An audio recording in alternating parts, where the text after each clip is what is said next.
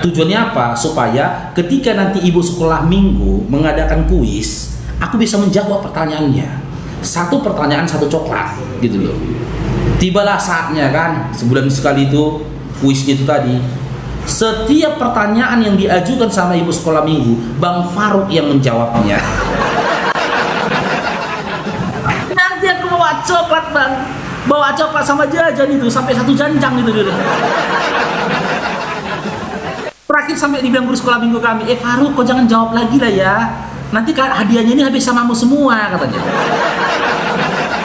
Tapi ketika aku tidak menjawab, teman-temanku nggak ada yang jawab. Terus nanti setahun sekali, waktu Natal seperti ini, nanti orang tua dipanggil. Orang tua dipanggil, nanti diumumkan anak-anak yang juara sekolah minggu. Juara 1 dipanggil nama saya, Bang Faruk Sianipar. Hadiahnya besar banget pada saat itu. Yang juara 1 dikasih tas, peralatan sekolah, buku, bolpen, gitu loh. Dan aku menganggap, kenapa aku bersungguh-sungguh seperti itu? Aku bisa bantu ekonomi orang tuaku. Kan gitu, dengan prestasi yang kumiliki, setidaknya itu bisa mengurangi beban orang tuaku untuk biaya sekolahku. Setelah aku sampai SMP, muncul masalah.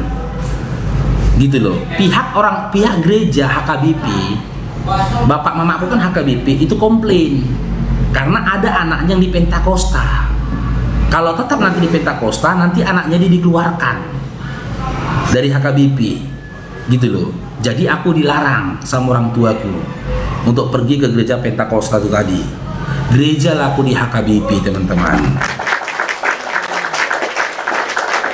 Ya, saya nggak ke Pentakosta itu lagi lah. Jadi dari SMP saya udah ke HKBP, kelas 1 SMA, 1 STM saya Marguru Malua. Nah, di waktu saya Marguru Malua inilah sudah mulai adalah petunjuk dari Allah itu kepadaku. Kau juara akhir, makanya kau mu'alaf. Ya mu'alaf lah aku, mana mau aku nyembah pada sosok yang gak bercelana. Heran kalian nengok mu'alaf, heran. Kita bang, ini warga negara Indonesia, masyarakat Indonesia pakai akal kalian. Kalian bangga atau malu andai kan punya presiden yang gak bercelana? Malu atau bangga seandainya Republik Indonesia punya presiden yang tak bercelana? Malu apa bangga? Jawab dulu teman-teman. Kalian malu atau bangga punya presiden yang gak bercelana? Nah, ketika orang pindah dari Indonesia ke negara lain karena presiden yang gak bercelana, apakah itu sebuah apa? Sebuah aib bagi dirinya? Kan enggak. Ya wajar lah kita pindah warga negara, orang presiden yang gak bercelana. Siapa yang mau punya presiden gak bercelana? Mending gak pindah dari Indonesia. Begitu juga tentang mu'alaf. Masih heran kayaknya aku mu'alaf. Masih heran. Wajar lah aku gak mau nyembah yang gak bercelana, yang gak ngayat. Kalian yang longor, mau kalian andai kan punya presiden yang gak bercelana. Kita menghadap kepada Bapak Presiden pakai baju rapi, kan pakai jas, pakai dasi, pakai celana panjang, pakai sepatu. Lah presiden yang nggak bercelana. Cocok itu kalian rasakan nggak cocok? Ya sama dengan kalian. Kalian mendatangi Tuhan pakai kemeja, pakai jas, pakai dasi kupu-kupu, pakai celana panjang, pakai sepatu. Tuhan yang didatangi nggak bercelana. Orang yang tak malu dengan kondisi begitu adalah orang yang tak mau gunakan akalnya. Bagaimana dia bisa menyelamatkanmu sementara dia sendiri nggak bisa menyelamatkan celananya? Jam 8 itu paling santer jam 9 saya sudah bangun. Betul. Saya buka Komal, tidak ada apologet yang bangun. Atau mereka sibuk. Mungkin mereka butuh ini. Betul. kayaknya butuh ini. Karena begitu saya buka Komal pagi-pagi, saya cari mana ini Ya, Komal. sekarang ini kok nggak ada yang buka. Oh, Iya. siap bang, siap bang. Tadi pagi, kemarin begitu terus. Jadi gimana mau dakwah kita ini bagus? Sementara saya mau solo, jaringan nggak bagus. Gitu. Kita kalah sama Pak Bom Bom. Nggak ada yang seperti Pak Bom Bom. Bisa 12 jam, 13 jam sendirian. Iya, betul. Jadi ya teman-teman apologet, dan bukan juga hanya apologet, Dinda. Siapapun netizen kan juga ikut begadang. Mereka juga ikut tepuk tangan, mereka juga ikut ribut tertawa. Maka ini mereka butuh ini suplai nutrisi untuk menjaga kesehatan. Ini ada mau madu dan murah. Saya agak kaget. Berapa harganya? 40.000. 40.000. Sebanyak ini, Masya Allah. Allahu Akbar. Kenapa murah, teman-teman? Karena beliau langsung connect dengan sumber, dengan penghasil madunya. Bukan melalui banyak tangga-tangga, tapi Nah, kita ambil. langsung di tempatnya. Jadi murah. Jadi teman-teman netizen, silakan pesan madu ini di saudara kita. Di link deskripsi sudah ada juga. Ada di deskripsi ya, sehingga ya kita nonton itu bisa kuat. Percuma juga untuk nanti tidak masuk juga ilmunya kalau gitu. Nggak mungkin. Ya nggak aja dia. Begitu teman-temannya, adik Otennya, silakan. Tapping apa lagi, adik-adik Oten, tapping lagi. Cerita waktu beli gambar tuh. Bukan aku yang beli, Bang. Bukan aku yang beli gambarnya. Jadi ceritanya itu begini, teman-teman. Ini kisahnya nyata nih ya. Waktu itu aku di kelas 5 SD kalau nggak salah ya. Kelas 5 atau di kelas 6 SD. Mamaku dulu jualan sarapan. Teman-teman tahu nggak jual sarapan? Jual sarapan itu jualan makanan pagi. Mie, bubur, lapet. Dulu di Medan ada lapet, Bang. Ya, lapet itu lepat dari tepung beras yang ditumbuk. Beras ditumbuk jadi tepung. Jadi, kalau di jam 9, bukan nasi uduk. Bukan, mamaku nggak jual nasi uduk dulu. Mamaku jual mie kuah, mie goreng, bubur, kacang hijau, sumsum, sama lapet. Bukan, lapet itu lepat. Lepat, Bang. Kayak kue gitulah dia. Nanti kalau udah jam 9, ya ombus-ombus, betul Kak Yanti, bisa dikatakan ombus-ombus. Jam 9 pagi, mamaku selesai jaga jualannya. Iya, lepet, betul. Dia pergi cari kayu ke hutan. Jadi ganti pemain jaga jualan, ya kan? Iya, atau beras diremas, ya kan? Aku nanti yang jaga jualan mamaku. Kalau jualannya belum habis, jaga jualan aku dulu. Kami bilang jaga kedai dulu, jaga kedai lakukan. Kami jualan dulu pinggir jalan, pas di persimpangan 4. Nah, di persimpangan 4 itu udah dulu, di samping rumah orang mamaku dulu jualan. Kelas 5 SD atau kelas 4 itu lupa lakukan. Jadi jualan ini dulu, Bang, ku jagai sampai sore. Karena mamaku pulang sore kan. Nggak boleh ku kedai ku tutup dulu kalau belum laku. Bahkan ku jagai lah kedai ini sampai basi. Kan nggak ada atapnya ini. Di bawah matahari langsung gitu loh. Jualannya, mie-nya dari lembek menjadi kering kembali, mie-nya kering kembali. Karena kena matahari, Bang. Jadi keras lagi. Jadi mentah lagi mie-nya. Udah lepetnya itu ya kan jadi keras, Bang. Balik jadi beras, Bubur kacang hijaunya, Bang, bau, Bang, udah basi. Tapi aku nggak boleh pulang sebelum diperintahkan mamaku pulang. Terkadang aku sampai jam 6:30 malam. Di situ aku belajar, aku di situ. Iya kan, kalau hari libur, kalau aku sekolah, pulang sekolah aku jaga kedai. Belajar aku di situ, buku-buku aku bawa di situ. Tapi walaupun begitu, teman-teman, dulu sekolah aku juara 1. Ya, dulu sekolah, makanya orang-orang yang kenal saya, satu kelas saya dulu, saya dikenal murid paling cerdas dulu di sekolah. Jadi teman-teman sekolah itu nggak ada yang bisa menyepelekan saya. Meskipun saya anak orang susah, tapi teman-teman itu nggak berani sembarangan ngomong sama saya gitu loh. Karena apa? Karena saya kan di sekolah gitu, Bang. Kalau orang pintar itu kan dihargai kan, disayang guru, macam-macam lah kalian sama orang pintar. Dipukuli guru kalian, dipukul kalian. Gitu dulu. Jadi ini kisaran jam setengah 4 sore atau jam 3 sore. Lewat abang-abang jual gambar yang pakai apa itu? Pakai bingkai, ya kan? Pas pula di kedaiku berhentinya. Namboru ini mau belok kiri jalan kan? Dipanggilnya abang itu. Abang, itu sini dulu kata dia. Iya. Gambar apa ini? Macam-macam ini Namboru ya, poster tapi pakai bingkai. Gambar apa ini Namboru? Gambar Yesus kata dia kan. Oh kata dia. Inilah apa itu kan, misalkan bingkai itu besar ini kan. Berapa lah ini kata dia kan. Oh kalau ini entah lupa aku 120.000 kata dia lah. Mahal kali itu kata dia. Nggak bisa kurang sedikit lah Namboru kata dia. Tengok ininya lah kan. Yang gambarnya itu sendirian dia, lagi gini apanya Yesusnya kan, yang ada berdiri dia sendiri gini tuh, sering dipajang tuh di rumah-rumah, ya kan. Jadi dibilang si Namboru ini, udahlah, 60.000 lah kata dia. Jangan lagi itu Namboru, modal pun nggak balik loh Namboru kata dia. Udahlah, cuman itu uangku kata abang-abang ini kan, dibilang udahlah Namboru 110 lah Namboru, udahlah 60.000 aja uangku. Udah 60.000 lah ya. Jangan gitu lah Namboru, aku jauh loh jalan Namboru. Dari sini aku kata dia.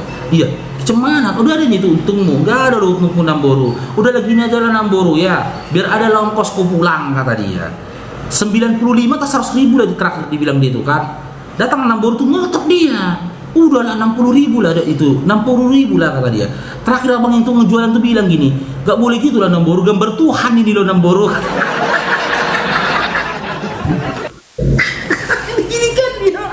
Gambar Tuhan ini loh. Dielus jadi. Aku tersentak bang. Waktu abang itu ngomong gitu, wallahi aku tersentak. Iya juga ya, gambar Tuhan. Aku dulu ngefans waktu kecil sama Ronaldinho itu kan, yang hitam, cakap keriting boneng, pemain bola Brazil. Kan dulu Brazil itu kan Brazil, kan jago dulu dia main bola. Aku ingat dulu nonton di TV, pernah Ronaldinho ya kan menandatangani baju bolanya, harganya miliaran. Kan kami omongkan tuh sama kawan-kawan laki-laki kan, baju bola yang ada tanda tangan Ronaldinho di museum kan harganya miliaran. Kupikir lagi nih bang, lebih mahal lagi tanda tangan Ronaldinho daripada gambar Tuhanku bah, pikir. Lebih mahal lagi. Gak betul lagi. Iya juga ya pikirku. Masa lebih hebat Ronaldinho tanda tangannya daripada gambar Tuhanku? Tersentak waktu itu bang. Udah saking apanya, aku dulu kan kabar apa jualanku ku tinggal. Kalau aku mau kencing dulu, aku ke rumah opungku. Opungku dekat aku kedai, pergi aku ke rumah opungku kencing. Nanti aku balik, udah banyak ayam di jualanku, ayam. Dipatoin ayam dan jualanku dulu. Pernah jualanku bang, dipato ayam dibawa, kan ada dulu lapet pulut. Dia dibungkus pakai daun pisang. Iya kan? Banyak ayam ngambil bang, dibawa lah lapet, kuku kejar ayamnya. Mamaku dulu bang, mendiang mamaku dulu kejam bang. Ya kan? Kalau nggak cocok dihajar awak sampai terbang-terbang ke asbes. Ya kan? Daripada aku dihantam mama aku sampai terbang-terbang ke asbes, mending ku kejar ayam ini beda. Ku kejar ayamnya. Gitu loh, makanya kedai aku dulu jarang aku tinggal. Setelah itu aku berpikir gini kan, bener gak gambar itu gambar Tuhan ya pikirku. Itu kelas 5 SD atau kelas 6 lupa lah, aku SD lah penting itu. Aku lakukan survei sendiri. Ku tengoklah gambar Yesus di rumah opungku, ku perhatikan gambar Yesus di rumahku, ku perhatikan gambar Yesus di rumah tanteku. Tante itu Namboru, ya kan? Nang mudaku. Ku tengoklah, beda-beda mukanya.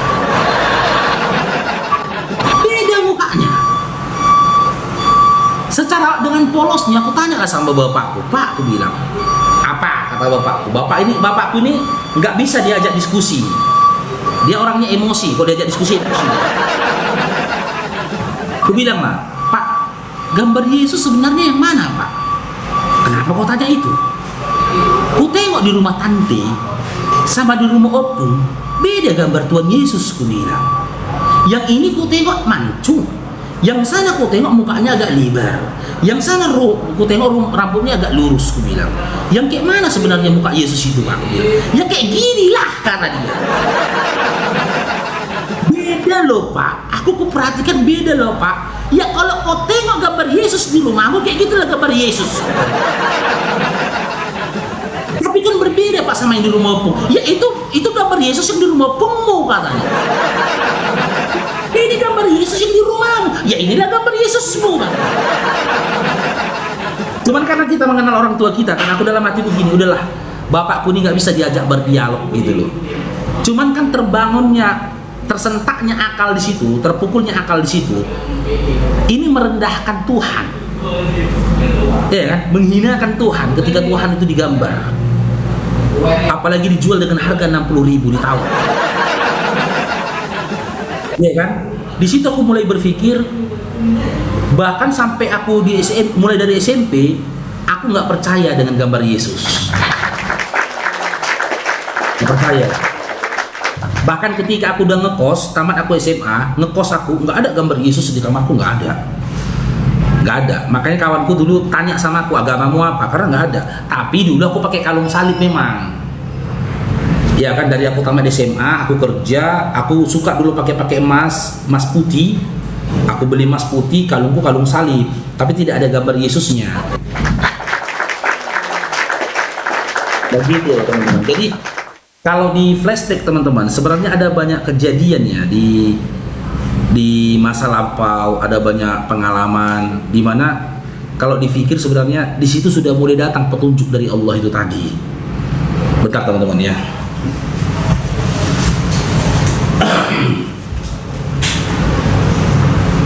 Mau surga. Miliki yang Coba kalau gambarnya pakai kacamata mungkin laku ya bisa jadi begitulah. Tapi di lingkunganku dulu bang, tempat aku lahir sampai aku dibesarkan, teman-temanku dari kecil itu yang laki-laki itu hampir semua mereka tuh nggak pernah ke gereja. Cair bro. Yang laki-laki nggak pernah ke gereja. Mereka cuma mengatakan dirinya Kristen, tapi nggak ngerti apa-apa dia tentang Kristen itu tadi. Nyaris nggak pernah ke gereja. Aku punya teman tuh dari lahir, teman kecil kan, sampai detik ini dia nggak pernah ke gereja. Natal pun dia nggak gereja, nggak pernah dia ke gereja. Cuma dia ikut aja, dia Kristen udah gitu aja, gitu loh. Kalau aku dulu remaja aktif, ya kan, aku aktif dulu remaja, ya kan, masuk aku dulu Naposo Bulung di HKBP. Di HKBP itu kumpulan anak-anak muda, namanya kelompok Naposo Bulung. Ikut aku dulu. Jadi ada dulu pertemuan kan di gereja kita di malam hari, ibadah remaja, ikut aku dulu. Nanti di samping gereja kan nyanyi-nyanyi, main gitar. Dulu aku main gitar, Bang. Sekarang aku kunci-kunci gitar masih ingat lah. Cuman setelah aku syahadat, aku tak pernah sentuh gitar lagi memang. Dulu jari-jari ini sampai kapalan aku main gitar tuh dulu. Oh, nyanyi dulu, Bang. Sekarang juga bisa nyanyi, lu jago aku nyanyi dulu. Kalau udah nyanyi dulu, Amang Jaksa, Bapak Hakim, hendikan pedia wasa di sidang, sabotol lain. Aku dulu brekele, rambut aku dulu bang keriting bulat kayak gitu, kayak Edi Brokoli. Makanya aku sekarang botak, karena aku ini kalau aku panjangkan sedikit ini bang, aku rambutku keriting. Aku dari dulu gini-gini aja lah rambutku gitu loh. Tapi kalau aku SMA dulu, teman aku SMA dulu berkele. Ini kalau aku panjangkan, ini keriting bulat ini bang, kayak sarang tahun gini bulat. Gitu aku dulu. Jadi memang itulah mahalnya hidayah itu tadi teman-teman ya. Luar biasanya hidayah itu tadi. Banyak hal yang telah dilalui gitu loh. Sehingga kita ketika sampai kepada iman dan Islam ya, syukur itu tidak ada henti-hentinya dalam diri kita. Kalau lah dulu aku masih OT nih Allah, kayak gitulah kelakuanku. Coba lah. Apa? Kenapa aku katakan begitu? Karena bagi mereka pokoknya Tuhan, pokoknya Tuhan, pokoknya Tuhan, pokoknya Tuhan. Ya kan?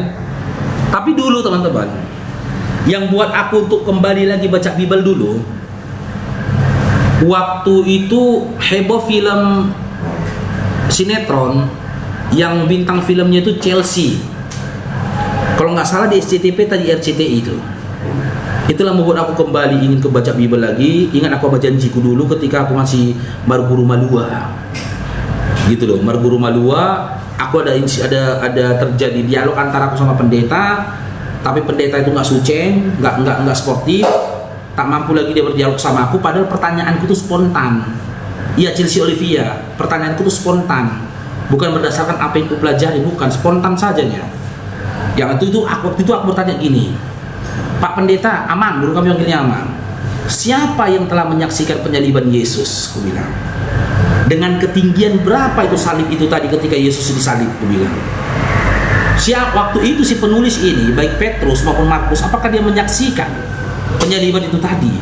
Di mana nama dia tertuliskan di dalam Bible bahwa dia menyaksikan penyaliban Yesus? Jika tidak dia saksikan penyaliban Yesus, lantas dia tahu dari mana cerita tentang penyaliban ini? Aku bilang. Sempat dialog, tapi setelah itu dia emosi, dia ngadu ke orang tuaku. Dia bilang aku ngelawan pendeta. Padahal aku cuma bertanya, aku tidak ngelawan, aku bertanya, bukan kasarin dia. Cuman bertanya aku, cuman karena dia terpojokkan gitu loh kan. Mungkin karena aku bertanya di depan kawan-kawan yang lagi Marguru Malua juga, dia malu kan. Hingga aku dihukum lah sama makku. Tapi ketika aku dihukum makku tuh aku berpikir gini, aku nggak mau ngelawan mama bang. Dari dulu aku nggak pernah ngelawan mama. Kalau seluruh dunia menyalahkanku, diadukan aku ke mamaku kasih aku hukuman, aku diam. Karena apa? Karena aku pikir gini, daripada aku katakan aku bukan bersalah, aku begini, aku begitu, takutnya melukai hati mamaku. Gitu loh. Karena dari kecil aku saksikan bagaimana perjuangan mamaku itu sama aku kan. Ya udah nggak apa-apa, biarkan aku dipukul. Misal ada tetangga ngadu, itu si Paru dipukulinya anakku. Datang mamaku dipukul, aku diam. Nggak mau bantah aku diam. Kau pukul anak orang kata dia, udah dipukulin aku diam. Nggak mau aku bantah, nggak aku pukul dia mak gini enggak. Biar saja mamaku memuaskan hasratnya untuk mukul aku. Setidaknya setelah aku dipukulnya aku lepas semua beban pikirannya. Tidak ada lagi yang mengganjal dalam dirinya. Bahkan pernah aku bang, nanti kita lanjut ke cerita itu ya. Pernah aku dulu waktu STM, di kelas 2 gitu loh. Aku ke sekolah di kampung orang. Aku gak mau sekolah di dekat rumahku. Padahal aku dapat beasiswa waktu itu. Bukan beasiswa lah, masuk ke sebuah SMA negeri tanpa testing karena nilaiku tinggi. Tapi yang sekolah di situ hantu semua. Kalau aku sekolah di situ nggak selesai sekolahku, kawan-kawanku pasti nakal, gitu loh, ngompasin orang lah apalah. Terbukti kawan-kawanku sekolah di situ putus sekolah semua. Aku pilih sekolah jauh. Jadi karena aku sekolah jauh dari rumahku, naik angkot beberapa kilometer di situ, orang di situ so hebat. Pernah suatu hari kelas 2 STM aku ini gitu loh. Kelas 2 STM belum datang OTN-nya bang. Sabar ya, kita ngobrol dulu. Kan kawan-kawan tadi minta ini kan, cerita tentang Bang Faruknya. Jadi teman-teman di belakang kan anak-anak bandel nih, karena dia orang situ gitu kan. Karena anak situ, udah mereka lempar-lempar kapur, kena kepalaku. Ku tengok ke belakang, mereka ketawa. Anak STM bang nggak peduli guru bang, guru lagi nulis di depan, anak STM berantem, guru nggak peduli, gitu lah anak STM, iya kan? Dilempar lagi aku, sampai dalam hatiku gini, siapa yang kedapatan ngelempar aku, ku hajar. Karena bagiku gini bang dulu bang, aku laki-laki, aku harus jaga harga diriku gitu loh, mati pun nggak apa-apa. Penting aku jaga marwah aku sebagai anak laki-laki, nggak boleh aku sembarangan orang sama aku gitu loh. Pas aku noleh begini, nampak orang yang ngelempar kapur itu kena pipiku. Ku datengin, ku hajar lah dia. Gudebang, ku hajar dia. Datang kawan-kawannya, disorong aku, gitu loh.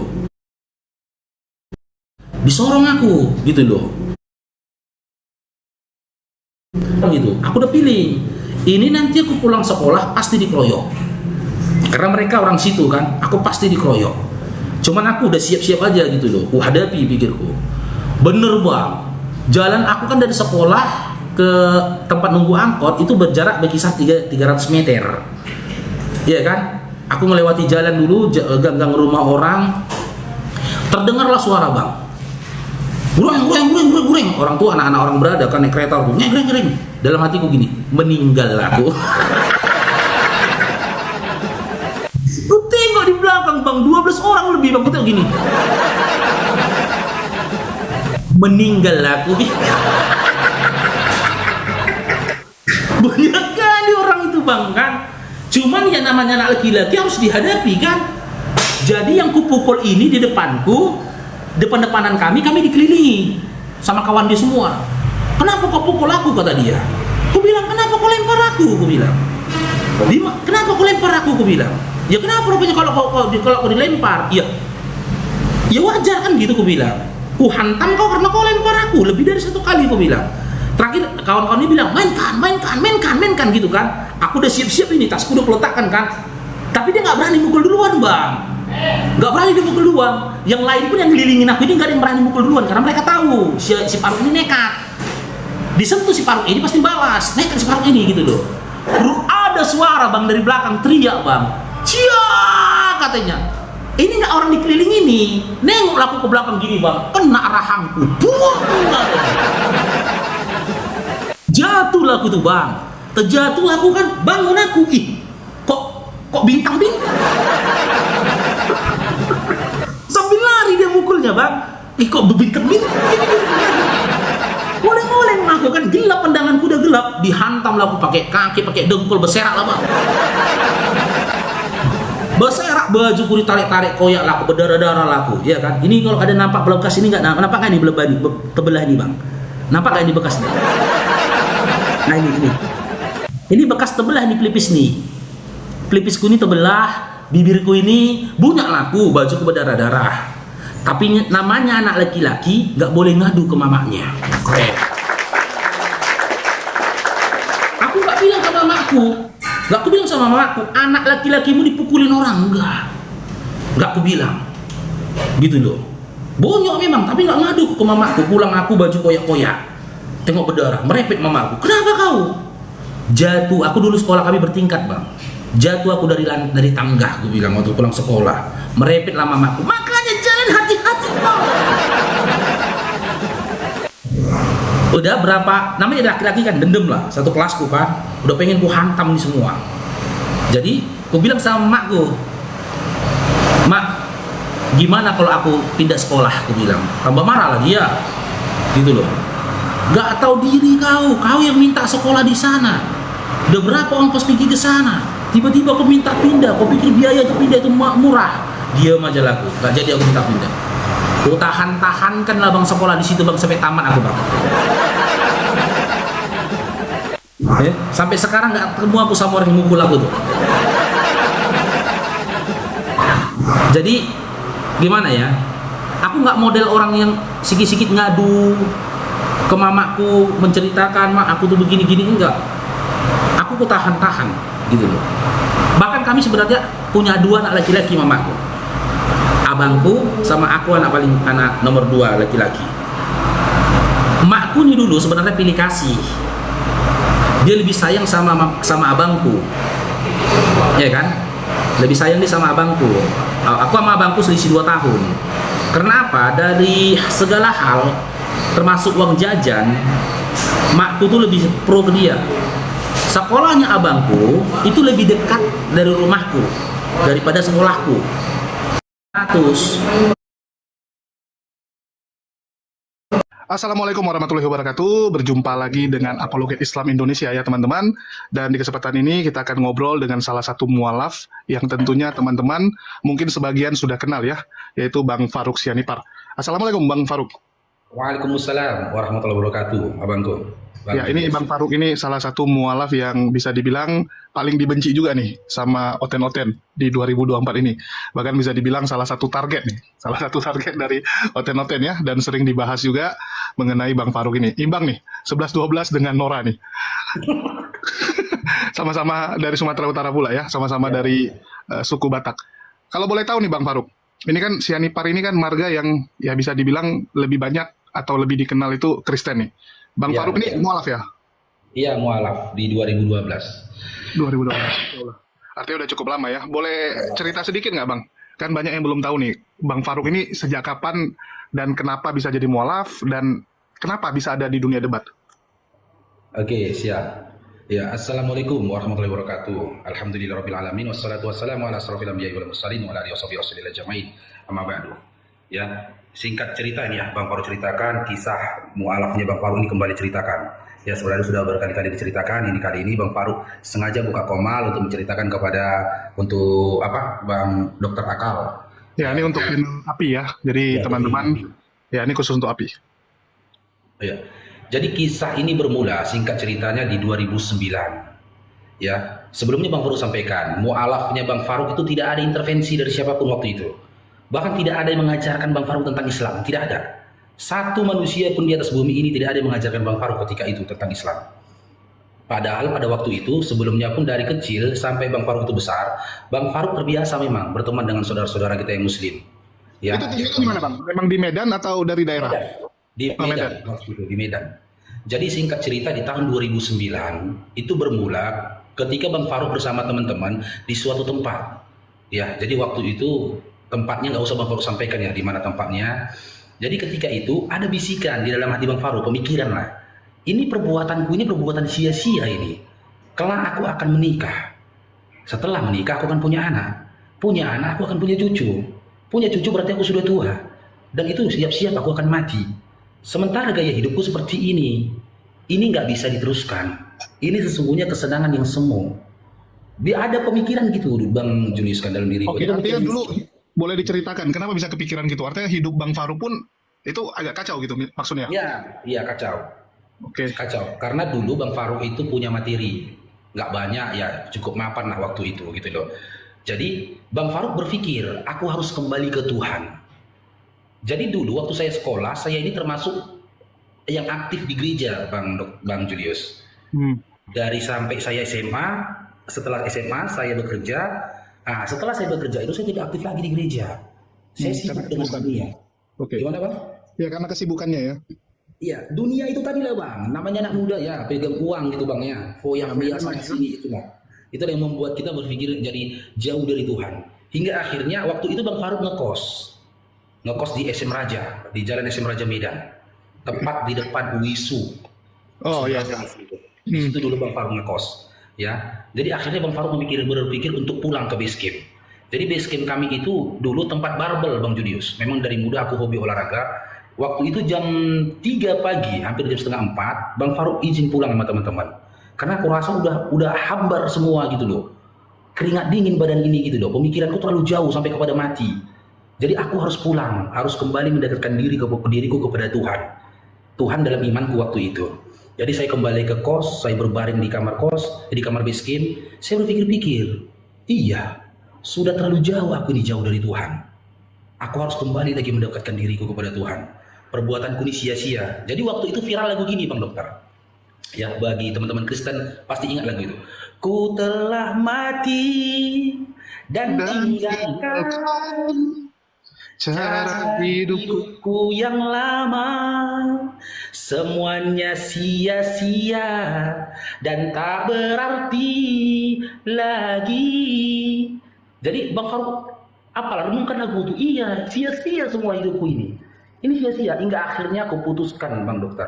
Aku kembali dekat sama Tuhan dengan cara aku membaca Bible. Pagi, siang, sore, malam aku baca Bible. Aku tidak pernah seintens itu dengan Bible. Sebelum aku mendapat pemikiran seperti itu. Dulu aku rajin gereja, aku aktif di gereja, aku main gitar di gereja. Cuman sebagai aktivitas saja ya, ikut-ikut teman, ngumpul-ngumpul ya. Iya betul Bang. Aktivitas saja untuk kumpul-kumpul sama teman-teman. Tapi kali ini tak kenapa, niatku ini ingin membaca Bible. Ada kerinduan untuk mendekatkan diri pada Bible dan membaca Bible. Hingga akhirnya di esok harinya, ya Bang Faruk pulang ke rumah orang tua. Jadi kami waktu kecil, mungkin teman-teman Kristen semua begitu. Kita memiliki Bible masing-masing. Ya, jadi kalau di Kristen itu 5 anaknya, 5 Bible-nya biasanya. Dan Bang Faruk pun punya Bible tersendiri. Itu hadiah dari paman Bang Faruk di Bogor. waktu Bang Faruk masih di kelas 3 SMP. Dan Bible itu sudah cukup kumuh dan gak pernah dibaca lagi. Dan itu untuk kali pertamanya Bang Faruk fokus untuk baca Bible. Besoknya Bang Faruk pulang, pergi ke rumah orang tua, saya ambil Bible-nya, saya bilang sama orang tua, sama ayah, sama bapak waktu itu, ini Bible aku bawa, saya bilang. Untuk apa? Ya aku baca lah, saya bilang. Udah saya baca. Dimulailah bacaanku di kitab Kejadian. Ya, di kitab Kejadian. Bang Faruk ingat kali itu, Bang. Pada mulanya ternyata materi ini, ternyata pemikiranku sering diangkat teman-teman apologet Islam menjadi materi. Di TikTok ini saya baru sadar, rupanya orang itu udah mikir duluan sebelum aku. Kau pikir aku yang duluan memikirkan itu gitu loh. Pada mulanya Allah menciptakan langit dan bumi. Itu liturgi kami tuh, Bang. Dulu kami waktu kecil ada liturgi ketika Natal. Anak-anak liturgi itu nanti disuruh hafal ayat. Ayat ini apa yang paling sering dibacakan itu. Kejadian 1 nomor 1. Pada mulanya Allah menciptakan langit dan bumi. Bumi belum berbentuk dan kosong. Dan roh Allah melayang-layang di atas permukaan air. Entah kenapa tiba-tiba di waktu, padahal sering gue baca, Bang. Tapi waktu itu membaca itu aku, Bang, terkejut, Bang. Roh Allah melayang-layang di atas permukaan air. Mundur lagi aku ke belakang, Bang. Bumi belum berbentuk dan kosong. Roh Allah melayang-layang di atas permukaan air. Waktu kecil lah, Bangku, ini minta maaf Bang Faruk ya sama teman-teman Kristen ya, bukan bermaksud untuk merendahkan apa-apa. Waktu kecil Bang Faruk suka nonton film Casper. Hai Casper, nah, itu kan soundtracknya kan Casper melayang-layang, Bang, di atas permukaan air, Bang. Ya, muter-muter. Teman-teman masih ingat gak film Casper? Dulu sebelum film Casper dimulai, itu dia, Bang, soundtracknya itu Casper melayang-layang. Ini kok kayak film Casper. Aku ingat Casper tuh hantu. Terus aku teringat lagi, belum berbentuk dan kosong. Bumi belum berbentuk dan kosong. Kok ada air? Ini gimana? Pikirku kan, Bang? Lanjutkan saja lah. Aku baca lah kelanjutan. Aku baca lanjutnya, Bang. Hingga akhirnya sampai aku kepada kitab Imamat dan juga Yesaya. Wih, udah jauh. Iya. Berapa hari lu bacanya? Di mana di situ, Bang? Untuk kali pertamanya, ternyata aku tahu, Bang, dalam Bible, Bang. Aku rajin gereja, Bang. Tapi aku nggak tahu, Bang, di Bible rupanya diharamkan babi, Bang. Itu nggak apa-apa bikin efek itu, nggak apa-apa untuk Bang. Apa sih? Ya lanjut, Bang. Enggak, soalnya kita lagi serius. Ya lanjut. Terkejut aku, Bang. Ada diharamkan rupanya makan babi.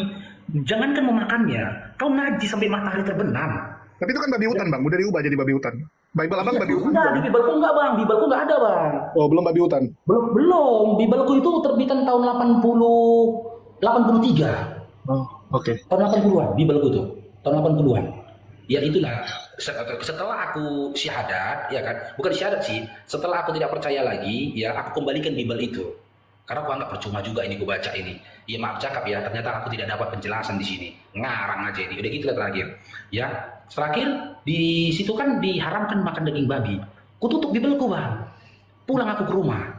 Ku tanya sama bapakku, Pak, saya bilang, rupanya kita, Pak, diharamkan makan babi. Waktu itu aku sikit-sikit Bang khotbah, Bang. Khotbah, bahasa Bataknya sering dibilang bibelon. Ngerti? Pernah abang dengar kayak gitu? Kita diolok-olok. Kalau kita sikit-sikit bawa firman Tuhan. Oh, ini udah bibelon itu. Kan sering diolok-olok gitu kan. Nah, aku dulu dia bibelon. Sikit-sikit aku bawa ayat Bible, bawa Bible kalau ngomong sama teman gitu, sama orang. Aku bilang sama bapakku, Pak, aku bilang, ternyata Pak, kita diharamkan makan babi, Pak. Gak boleh makan babi kita, Pak. Siapa yang bilang, kata bapakku kan? Di dalam Imamat, Pak, juga Yesaya aku baca, Pak, katanya. Ditulis di mana itu? Di dalam Bible. Gak apa itu, kata dia. Loh, jadi kalau kita makan, Pak, kita akan melanggar perintah Tuhan, Pak. Saya bilang kan. Gak ada itu, gak ada. Kau tengok itu, pendeta aja pun makan babi, pendeta, katanya. Itu gak ya. Kau baru saja kau baca Bible, udah patang sehebat kau, katanya. Kau bilang ini haram, gitu loh. Terakhir kayak mana ini ya? Ku telepon temanku. Ya, ini mudah-mudahan sampai ke kau videonya ya, teman sekolahku, Herianto Hasugian. Pendeta Herianto Hasugian. Halo, udah jadi pendeta dia? Hah? Udah jadi pendeta? Dulu jadi bukan pendeta dong. Waktu itu dia jadi pendeta dia, Bang. Udah pendeta waktu zaman dulu? Udah, kan itu 2009. Saya tamat sekolah itu 2003, Bang. Kan udah 6 tahun. Ya. Saya dapat kabar dia sekolah pendeta untuk Pentakosta. Dan kami sering kontek-kontekan. Tapi hanya sekedar saja untuk kali ini aku ingin diskusi sama dia. Saya telepon dia. Halo bro, aku bilang, "Hai, kau dengar kau jadi pendeta?" Iya, gini basa-basi. Hingga akhirnya aku sampaikan, "Bro, aku baca itu di Imamat dan Yesaya," aku bilang. Itu ternyata babi diharamkan, bro, aku bilang. Tapi kita umat Kristen kenapa makan babi, bro, aku bilang. Gini, bro, katanya. Setelah matinya Yesus di kayu salib, semua hukum termasuk bagian dari Taurat itu dibatalkan, kata dia.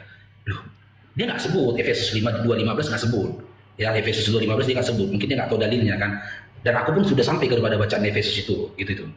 Loh, waktu itu belum sampai aku baca itu loh. Bro, yang mengharamkan babi siapa bro? Tuhan. Yang membatalkan makan babi siapa bro? Tuhan. Loh, tapi Tuhan kita udah mati bro, aku bilang. Waktu itu kan Tuhan kita udah mati nih bro di kayu salib bro, aku bilang. Iya, 40 hari lamanya dia di dunia kan bro, setelah itu dia angkat ke langit dia. Ini perkataan siapa yang membatalkan? Yang mengharamkan perkataan Tuhan, aku bilang. Yang membatalkan jadi gini, dia bilang dia. Paulus menyampaikan dengan matinya Yesus di kayu salib, selain menebus dosa-dosa kita, maka semua ya bahagian yang haram itu dibatalkan dengan darah Yesus. Berpikirlah saya gini bang, ini nggak masuk akal ini. Ya, aku analogiku dulu gini, yang melarang itu presiden, yang membatalkan kopral. Menteri lah bang, kopral jauh kali, menteri lah. Kopral lah kita bilang, karena nggak jelas juga statusnya itu, kopral yang kita bilang, ya kan? Jadi setelah itu selesai diskusinya, udahlah aku simpan. Ku baca lagi bang terus sampai aku di perjanjian baru, ya di kitab Matius. Ternyata aku paham ketika aku membaca di kitab Matius, ya yang pertama Yesus tak pernah berjanji apapun kepada iman Kristen. Yang kedua, Yesus tidak pernah menyatakan dirinya Tuhan dan layak disembah ya kepada manusia dan kepada murid-muridnya, kepada pengajar, kepada orang-orang yang diajarkannya, seperti yang tertulis dalam Matius 15, Matius 3, Matius 10. Loh, yang ketiga, Yesus gak pernah menjanjikan surga buat orang-orang yang menyembah dia. Bahkan aku terkejut baca di dalam Matius 7, ini masih di Matius bang. Wah ini gawat ini. Ini udah nggak benar ini pikirku. Aku telepon lagi kawanku, bro. Ternyata Yesus bro, nggak pernah ya bro mengaku dirinya adalah Tuhan sesembahan bro. Jadi jawaban yang dia katakan itu adalah jawaban yang klise. Jawaban klisenya itu apa? Dia membawa dalil berdasarkan apa yang tertulis dalam Lukas 4 bang.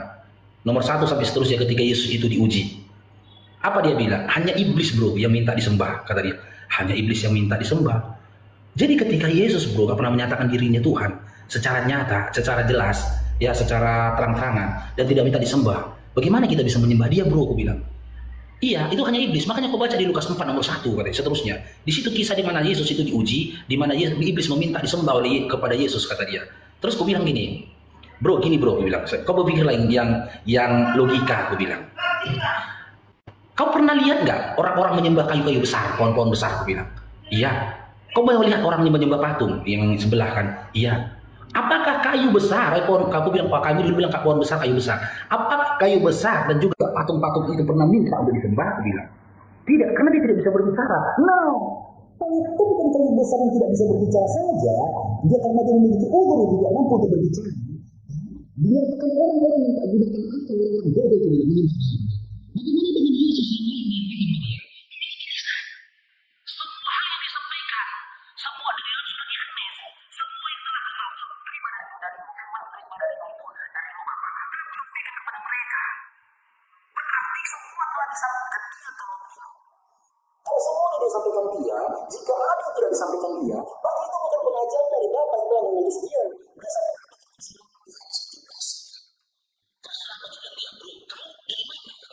kenapa bisa begini? Enggak, aku memang ingin mengetahui ini.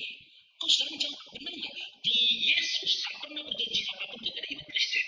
Yesus tak pernah berjanji keselamatan terhadap iman Kristen. Sekarang itu aku bilang. Dan Yesus tak pernah menjanjikan surga kepada iman Kristen, aku bilang. Ada nggak di dalam Bible itu, aku bilang? Sebenarnya tidak ada bro, kata dia bang. Ya. Janjikan rumah ada bang. Apa, janjikan rumah nanti dibilang, janjikan rumah di surga. Iya, jangan dikit. Aku akan tunggu bapakmu, kata dia kan, menyiapkan tempat, kata dia. Cuman kan aku maunya nih bang detail tentang surga bang. Jangan dinaik itu. Aduh, ini gimana bang? Nggak apa-apa, lanjut aja bang Dio. Oke. Assalamualaikum bang Dio. Waalaikumsalam. Udah. Setelah itu dia ngaku sama aku gitu loh, bahwasanya memang tidak ada. Dan aku tertarik perkataan-perkataan Yesus yang tertulis dalam surat Yohanes. Kalau ditanya tentang perjanjian baru dari Matius, Markus, Lukas, Yohanes, aku lebih tertarik dengan apa yang ditulis Matius, Markus, Lukas, Yohanes daripada kitab-kitab yang dituliskan oleh Paulus. Kalau kitab-kitab yang dituliskan oleh Paulus itu jelas sekali bang, 360 derajat berbeda dari apa yang disampaikan di dalam kitab perjanjian lama. 180 lah bang, 360 balik lagi nanti dia. Iya, aku lebih tertarik di situ gitu loh. Hingga akhirnya aku putuskan gini bang. Ternyata memang Yesus itu tidak mengenalku. Bagaimana supaya Yesus mengenalku? Aku harus mengenal ya Bapa yang telah mengutus Yesus. Kuulangi lagi bacaanku, Bang. Mundur lagi aku di kitab Kejadian membaca itu, gitu loh. Dan aku dapati memang data tidak ada peribadatan yang diperintahkan Yesus untuk hari Minggu ke gereja. Terkejut aku di situ. Dan itu ku bawa ke keluargaku. Ku bilang, Pak, Ma, aku bilang, jumpa siapapun, rupanya kita nggak disuruh ke gereja hari Minggu. Dari mana kau tahu? Nggak ada, karena aku udah habis, Bang. Habis khatam pertama aku baca Bible itu, ku selesaikan bacaan itu dalam tempo 9 bulan, hampir 10 bulan. Makanya aku bilang sama teman-teman Kristen, kalau kalian istiqomah baca Bible, satu hari 1 jam saja, dalam tempo 11 bulan selesai kalian baca itu Bible. Ku jamin itu, buktikan kalau aku bohong. Ya, aku waktu itu karena membacanya gini, Bang. Aku membacanya itu sembari gini, memahami pelan-pelan, aku pahami pelan-pelan, ku baca. Dibayangkan lah ya, sambil baca sambil bayangkan. Iya, sambil membayangkan. Hingga akhirnya temanku si Herianto itu pun tidak mau lagi ngangkat teleponku. Dibilangnya kalau aku ini termasuk golongan domba-domba yang tersesat. Jadi marah aku. Kok bilang pula aku domba tersesat? Kau pendeta, aku bilang. Aku udah tanya sama pendeta di sekitar sini. Mereka tidak mau berdiskusi sama aku bilang. Aku kan saudaramu, bro, aku bilang. Iya, kau pertanyaan kau yang nggak masuk akal, kata dia. Kenapa nggak masuk akal? Apa yang di Bible yang tanyakan sama kamu, aku bilang. Udahlah. Sampai sekarang kau tanya lagi tentang gereja. Rupanya gereja di Bible itu tidak ada yang diperintahkan gereja hari Minggu. Kau sendiri tahu. Di dalam Matius 15, Yesus berkata dia diuji dengan mereka sesat Bani Israel. Bani Israel tidak mengenal hari Minggu dibedakan, katanya. Jangan ceplosan gitu, Bang. Ceplosan dia bilangnya gitu. Kau udah baca itu dalam Matius 15. Ya dari situ kau sendiri tahu bahwasanya Bani Israel, orang-orang Yahudi tidak mengenal peribadatan di hari Minggu. Kenapa kau pertanyakan lagi itu? Iya, jauh aja kau pertanyakan. Ketika kita mengimani dan kita percaya mengikuti Yesus, kita menisbatkan diri kita mengikuti Yesus. Kenapa kita tidak mengikuti apa yang diperintahkan Yesus, apa yang dilakukan oleh Yesus? Kau bilang. Kalau memang benar tidak ada perintahkan hari Minggu, lantas siapa yang memerintahkan hari Minggu? Ya memang itu udah kesepakatan. Jadi opung kita pun dulu pergi ke gereja hari Minggu, nggak pergi ke gereja hari Sabtu, kata dia. Begaduh kami jadinya, Bang, ujungnya, Bang. Bukan begaduh apa lah ya kan. Besoknya aku telepon dia, udah nggak diangkatnya lagi teleponku. Jadi akhirnya aku khatam itu, Bang, nggak sampai 2 kali. Nggak nyampe 2 kali. Sebenarnya ada banyak poin penting udah dalam Bible. Di terakhir aku baca di kitab Efesus. Efesus ku tinggal, berhenti, udah nggak aku baca lagi. Ku pulangkanlah Bible-nya ke rumah bapakku. Ini udah nggak bener lagi nih. Aku nggak ke gereja lagi, Bang. Di waktu 4 bulan, 5 bulan aku baca Bible, aku nggak ke gereja lagi. Karena aku yakin peribadatan yang dilakukan oleh orang-orang sekitarku itu bukan kehendak Bapa. Bahkan ini sering diangkat juga sama teman-teman kan dalam Matius 26:39, Lukas 6 nomor 12 tentang bagaimana peribadatan Yesus itu yang bersujud berdoa meminta kepada Bapa, berdoa kepada Bapa. Udah kupulangkan, aku gak gereja lagi. Cuman di hatiku ini, Bang, di hatiku ini berpikir gimana caranya ini supaya aku bisa mengenal Bapa yang telah mengutus Yesus.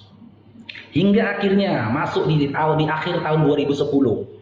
Mau masuk di tahun 2011 lah itu. Ya, waktu itu aku pergi, Bang. Aku dulu baca Bible gak kerja, Bang Julius. Demi baca Bible aku gak kerja dulu. 1 tahun lebih aku gak kerja. Gak aku terima tawaran kerja apapun gak aku terima. Aku memang gak mau kerja. Aku hidup dari sisa tabunganku. Hingga akhirnya aku udah gak punya uang lagi, aku harus kerja. Ini aku menceritanya aku harus bekerja, apapun pekerjaan itu aku terima. Gitu loh. Hingga akhirnya aku pergi ke tempat temanku. Dia waktu itu ngekos di daerah Martubung. Jadi aku bilang tempatnya ya. Waktu itu di bulan Ramadan. Ya, di bulan Ramadan aku sampai ke situ waktu bertepatan dengan azan maghrib. Ku dengar azan waktu itu, Allahu Akbar, Allahu Akbar. Entah kenapa perhatianku tuh tertuju, Bang. Ini kawanku lama kali keluar dari kosnya. Gerbang kosnya kan agak panjang itu. Lama kali dia keluarnya. Jadi aku sambil namanya menunggu kan, kita cari-cari kesibukan sambil menunggu orang. Kulihatin orang pergi ke masjid gitu loh. Waktu itu kos-kosan temanku itu dekat sawah-sawah. Kulihat ada ibu-ibu, bapak-bapak, anak-anak. Tapi tiba-tiba waktu itu aku berpikir gini, mereka ini dengan satu seruannya saja, dengan panggilan azan ini tadi, pergi orang ini ke masjid. Kubandingkanlah sama aku dulu waktu di imanku dulu kan gitu. Aku tuh masih Kristen, Pak. Kubandingkan sama Kristen kan, aku yang Kristen. Kami seminggu sekali loh. Itu pun dengan mudah hanya kami tinggalkan ibadah itu. Waktu itu udah tinggal sebentar, masuk 5 menit, berapa menit kemudian pikir begini. Jangan-jangan Bapak yang mengutus Yesus ada di sana. Aku tuju di masjid, Bang. Nunjuk masjid aku ada di sana. Tiba-tiba temanku keluar. Ngobrol lah kami. Maaf cakap waktu itu aku ngobrol sama dia nggak selera lagi. Udah nggak fokus lagi ngobrol sama dia. Maunya aku tuh pulang. Aku mau pergi ke warnet. Waktu dulu kan memang model warnet bang, aku pengen cari tahu gitu loh tentang Islam. Aku harus cari tahu nih tentang Islam, cari tahu tentang Islam. Dan pulang aku sampai di warnet jam setengah 10 malam. Inilah cikal bakalnya teman-temanku bilang. Tidak ada yang mengenalkan Islam ke aku. Aku nggak lihat debat, aku tidak ada yang orang-orang Islam yang memberikan pengajaran siapa itu Nabi Muhammad, siapa itu Allah, apa itu Al-Quran, nggak ada. Tapi waktu itu pemikiran abang tentang Islam gimana? Nah, nggak ada bang. Aku buatku dulu pemikiranku agama itu sama semua. Dulu ya, pemikiranku itu sama semua. Dan memang aku, keluargaku, dan orang-orang sekitarku, aku tidak pernah mendengar perkataan yang mengarah kepada fitnah dan kebencian terhadap Islam. Khususnya Nabi Muhammad SAW di sekitarku, nggak pernah aku dengar bang. Aku kecil, tumbuh berkembang, tidak pernah mendengarkan perkataan itu. Gitu loh. Bahkan dulu waktu aku ingat itu, aku kelas 5 SD, ada temanku dulu cerita, ini sering kan jadi fitnah. Kalian tahu nggak kenapa daging babi di dalam Islam itu haram, kata dia. Kenapa? Aku bilang. 5 SD nih bang. Iya, karena Nabi kalian makan semua. Gimana? Karena Nabi Muhammad SAW makan semua, dia nggak mau bagi kasih kawannya. Nah, kalau kami misalnya beda bang, ketika itu istrinya menyimpan daging babi katanya. Iya. Menyimpan daging Haram babi. kalau ada lagi. Pas temannya datang, dia bilang haram kalau masih ada. Kisah Iya, itu dulu yang Ya, bersebar. memang informasinya dulu kalau di Medan ya, untuk yang non Muslim kayak gitu. Pas istrinya pas ada tamu datang ke rumah, ya Nabi suruh suguhkan makanan kita kemarin tuh babi itu kemarin. Istrinya nipu, bilang udah habis. Iya. Haram kalau masih ada. Iya itu dulu, itu yang aku dengar. Tiba-tiba aku capek main basket. Dulu aku bandel bang, aku badung. Jadi sama teman-temanku itu bisa dibilang nggak ada takutnya aku sama teman-teman gitu loh. Karena aku kasar dulu sama teman aku kasar, nggak suruh main. Namanya anak Medan ya kan. Aku dengar dia ngomong gitu, aku bilang gini, kok tau dari mana kisah itu? Aku bilang. Kawan-kawan cerita kata dia. Agamamu apa? Aku bilang. Kristen. Kau Kristen aja pun gak ngerti apa-apa kau bilang. Kau bercerita tentang agama orang itu seperti itu. Kau baca di mana? Tunjukkan sama aku bilang. Masih 5 SD aku tuh bang. Aku bilang kau baca di mana? Karena memang dulu waktu sekolah aku rajin belajar. Aku termasuk murid yang berprestasi. Ya dari SMP sampai aku SMA aku ranking terus. Karena aku memang hobi baca. Kau baca di mana? Aku bilang. Jadi seseorang ketika mau menyampaikan ilmu dulu, aku tuntut kesohihan, kebenaran ilmu itu. Gitu aja ceritanya, kau jangan gitu. Kau perkataan yang gak jelas pun kau sampaikan sama orang. Kan cerita kau cerita lawak-lawak cerita kau bilang. Masa hanya gara-gara Nabi orang itu pengen makan babi langsung diharamkannya? Kan setelah itu jadi gak bisa makan babi lagi dia, aku bilang. Kan gak masuk akal cakap kau, aku bilang. Aku bantah seperti itulah. Dan akhirnya kita kembali ke cerita tadi. Pergilah aku ke warnet bang. Cuman celakanya waktu itu aku lagi gak punya uang. Ketika ada niat belajar, aku memang gak punya uang. Itulah naasnya. Waktu itu uangku paling di bawah 10.000 tuh dah. 8.000 atau berapa? Aku beli paket 1 jam, masa itu pas 1 jam 3.000. Aku beli aqua kan gitu, sama untuk minumku, air kemasan aku beli, aku baca lah. Ku ketik pertama kali bang di keyboard komputer itu, apa itu Islam? Tes. Ku tekan tombol enter. Keluar dari Google itu, menyebutkan 2 kalimat syahadat. 2 kalimat syahadat. Apalagi ini 2 kalimat syahadat ini? Ku tekan lagi 2 kalimat syahadat. Mengakui bahwa keesaan Allah, Muhammad utusan Allah, keesaan Allah.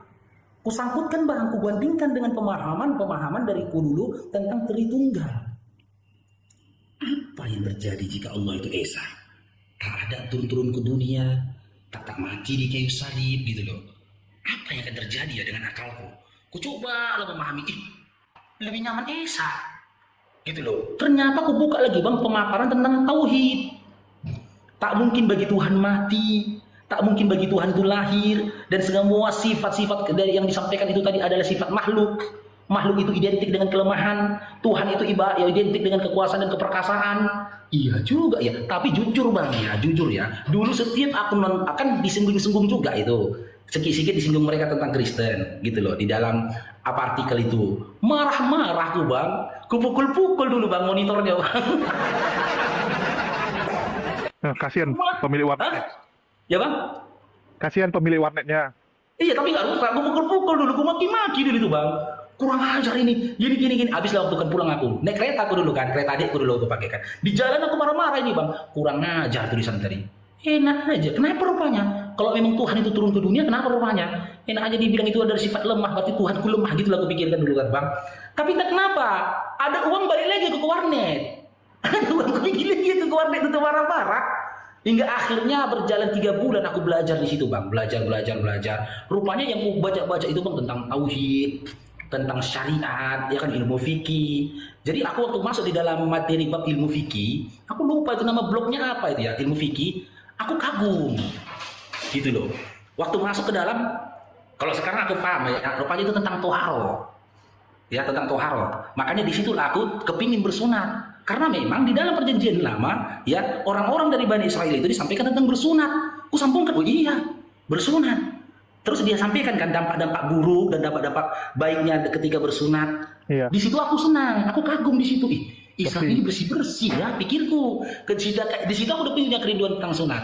Hingga akhirnya berjalan 3 bulan, masuk di 2011 pertengahan, aku putuskan aku Islam, tapi belum syahadat, Bang. Itu belum syahadat. Setiap aku ketemu orang baru kenal aku, kalau ditanya agamamu apa? Islam. Setiap ditanya orang baru, agamamu apa? Islam. Aku tak pernah mengaku lagi diriku Kristen. Padahal aku belum syahadat. Hingga akhirnya memasuki 2012 di bulan 2 atau bulan 3 aku ketemu sama orang tua ya, Tapi nggak pernah komunikasi dengan pendeta yang di gereja Abang? nggak pernah lagi. Aku udah menjaga jarak, Bang, sama keluarga pun aku udah jaga jarak gitu loh. Nggak diketukin kepala Bang Faruk nggak ikut ke gereja? Gimana? Nggak dimarahin nggak ke gereja? Dimarahin sama bapakku, dimarahin aku sama bapakku, sampai dibilang mau dititingkan aku, mau dijatuhkan, maksudnya dikeluarkan dari gereja, begitu kan bapakku. Tapi aku selalu mengatakan ketika itu tidak ada perintah ke gereja hari Minggu, aku bilang. Berarti kau bukan Kristen? Aku Kristen, aku bilang. Tapi nggak ada perintah ke gereja, cuman karena sering cekcok kayak gitu, aku udah jarang ke rumah. Itu pertama. Yang kedua pun aku harus mencari hidupku kan, aku gak punya uang kan gitu. Aku namanya anak laki-laki, aku harus mencari hidupku. Tapi hidupku itu pun udah sempat, Bang, tinggal lagi tuh tentang pemahaman Bible itu tadi. Hingga akhirnya 2012 di bulan 2 atau bulan 3 aku ketemu sama orang tua. Ada orang tua aku jumpa, dia bilang sama aku, agamamu apa? Islam, Pak, saya bilang. Loh, tapi kok Batak? Kayak mana kok bisa Islam? Terdiam saya. Kamu mu'alaf? Diam saya. Kau masuk Islam? Iya, Pak, saya bilang. Kapan? Baru 2 minggu, saya bilang itu. Kok bisa sholat? Enggak. Kok bisa wudhu? Enggak. Jadi kok bisa apa? Gak bisa apa-apa. Ih, terkejut dia. Kau harus belajar, kata dia. Setelah kau masuk Islam, kau harus belajar. Yang Islam kan inilah, Bang. Perkataan itu adalah doa. Ini pelajaran teman-teman ya. Sebelum Islam, aku bilang sama bapak itu, tidak ada yang ngajarin aku, Pak. Betul, gak ada yang ngajarin aku. Tak ada yang peduli sama aku, Pak. Setelah aku Islam, betul, gak ada yang peduli sama aku. Hati-hati kita berkata. Aku jadi ketika di awal keislamanku dengan segala kesulitan itu, aku legowonya gitu. Inilah hasil dari perkataanku. Nyata, ini yang aku terima jadinya. Seakan-akan saudara-saudara muslim sekitarku itu gak ada yang peduli, Bang. Udah bisa sholat ini atau apa ini, gak ada yang peduli, Bang. Sampai aku sunat pun gak ada yang peduli. 2 tahun, hampir 3 tahun itu aku syahadat baru aku sunat. Itu pun karena dibayarin orang, karena aku gak punya uang untuk sunat. Sampai berkali-kali dulu kan aku cerita, setiap mandi mau kusilet aja kemaluanku, supaya aku bisa sholat. Dulu pemikiran dulu aku seperti itu. Hingga akhirnya dibilang, gini aja, kalau kau ketemu sama aku, kata dia, nanti kau kasih kau kitab-kitab buku-buku ya, kata dia. Boleh, Pak, memang aku hobi buku baca, kan gitu. Hobi aku membaca. Berapa hari kemudian ketemu sama bapak itu, betul, dikasihnya buku-buku. Ada 3 buku aku dikasihnya, buku-buku kecil, tipis. Aku baca lah, aku baca-baca bukunya, hingga akhirnya di pemberian buku keberapa lah itu, diberinya aku rupanya juz amma. Yang sebelumnya aku dikasihnya kisah-kisah para nabi, kisah Nabi Muhammad SAW, cara-cara berwudu, cara-cara sholat, hingga beberapa lama kemudian kan sering berhubungan ini 3 bulan nggak salah, ya kan, udah mau masuk itu di bulan, berkisar di bulan 8 waktu itu. Diberikan aku ternyata juz amma. Sekarang aku paham ya, apa juz 30, kitab kecil juz 30 artinya. Aku baca semua Al-Ikhlas. Kul huwallahu ahad, katakan Muhammad, Allah itu Esa. Allah Maha Peminta, Allahu Samad, lam yalid wa lam yulad wa lam yakul lahu kufuwan ahad. Aku baca terjemahannya waktu itu, tidak beranak dan tidak diperanakan. Bermain ini Bang, akalku 2 bulan ini, Bang. Berpikir ini, kalau Tuhan itu tidak beranak dan tidak diperanakan, ada apa dengan alam semesta? Ada apa dengan segala makhluk? Bahkan ada apa dengan diriku sendiri? Ternyata lebih nyaman pemahaman itu daripada Tritunggal yang masuk ke dalam diriku. Pecah saat itu juga, Bang. Hancur saat itu, Bang. Ketika aku mengkaji-kaji tentang tidak beranak dan tidak diperanakan, tiada yang setara dengan dia, hancur semua, Bang. Sampai bayang-bayangan salib, bayang-bayangan gambar Yesus yang ada di kepalaku hilang. Ternyata itu bukan Tuhan. Dan itu bukan Bapa. Ketika aku membayang-bayangkan wajah Bapa yang telah mengutus Yesus, hilang semua. Karena apa? Setiap bayangan, kan ada penjelasannya juga nih, Bang. Aku baca itu. Setiap bayangan apapun yang ada dalam pemikiranmu tentang Tuhan, itu bukan Tuhan. Kan nyaman. Nyaman, Bang. Kalau nggak bisa gila bikin-mikirkannya. Oh, iya ya. Hingga akhirnya 2012 di bulan 10 di tanggal 9. Saya di tanggal 9 atau tanggal 8, saya telepon teman. aku mau syahadat, aku bilang. Ih, serius kau? Iya. Tapi dengan catatan, jangan beritahu siapapun, aku bilang. Jangan beritahu siapapun. Kawanku ini kan tahu keluargaku, tahu siapaku. Dia bilang, kalau tentang agama, aku jangan main-main, kata dia. Enggak, aku memang mau syahadat. Berapa bayarnya? Aku bilang. Padahal gak punya uang. Syahadat nggak bayar, bro, kata dia. Oh iya, jadi apa yang kau bawa ini kalau kamu syahadat? Kau bawa aja pakaian hitam putih waktu itu disuruh. Pinjamlah aku celananya, ya kan, pinjamlah aku bajunya. Terus bawa KTP, kata dia. Itu aja, aku bilang. Iya. Pakai surat-surat pernyataan nanti sampai di sana, kata dia. Tapi bisa kan dibilang sama ustadznya itu, jangan diberitahu kepada siapapun, orang tuaku, nggak perlu hadirkan orang tua. Enggak, kata dia. Nggak perlu hadir. 2000 bulan 10 tanggal 10 2012 syahadat laku.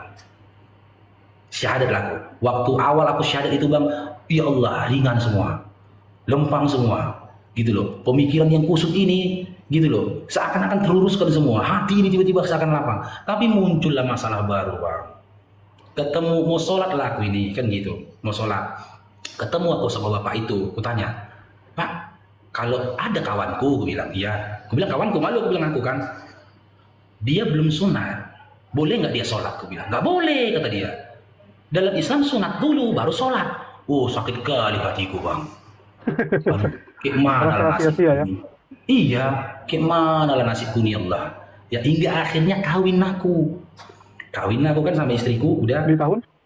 Di tahun itu juga, di tahun 2012 itu juga. Iya, nggak jauh jaraknya. Dia istriku ini sudah kenal aku sebenarnya, Bang.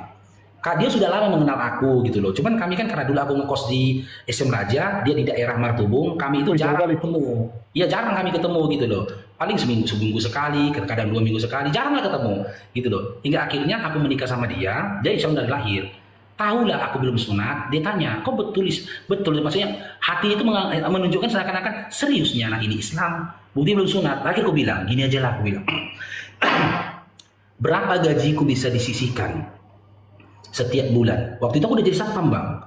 Di 2012-nya alhamdulillah aku udah bekerja jadi satpam. Gajiku 1 bulan 1 juta.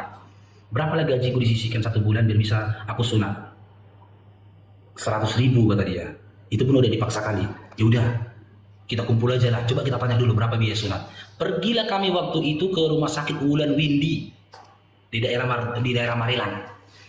Marelan itu waktu itu, Wulan Windy. Pergi kami ke sana, dialah yang masuk ke sana, nanyakan pulang, murung istri. Aku bilang, kenapa murung kau? Mahal kali sunat. Katanya, berapa? 1,5 juta. Cuman di depan istri aku berupaya untuk tegar, Bang. Insya Allah bisa, aku bilang. Kita kumpulkan. 100.000 itu aja pun belum tentu bisa dikumpul loh, dibilangnya. Kalau udah bisa dikumpul, 15 bulan kok sunat, lama kali, katanya. Istriku pun minim ilmu, Bang. Lama kali, katanya. Maksudnya lama kali itu nggak sunat-sunat lah kau, kata dia.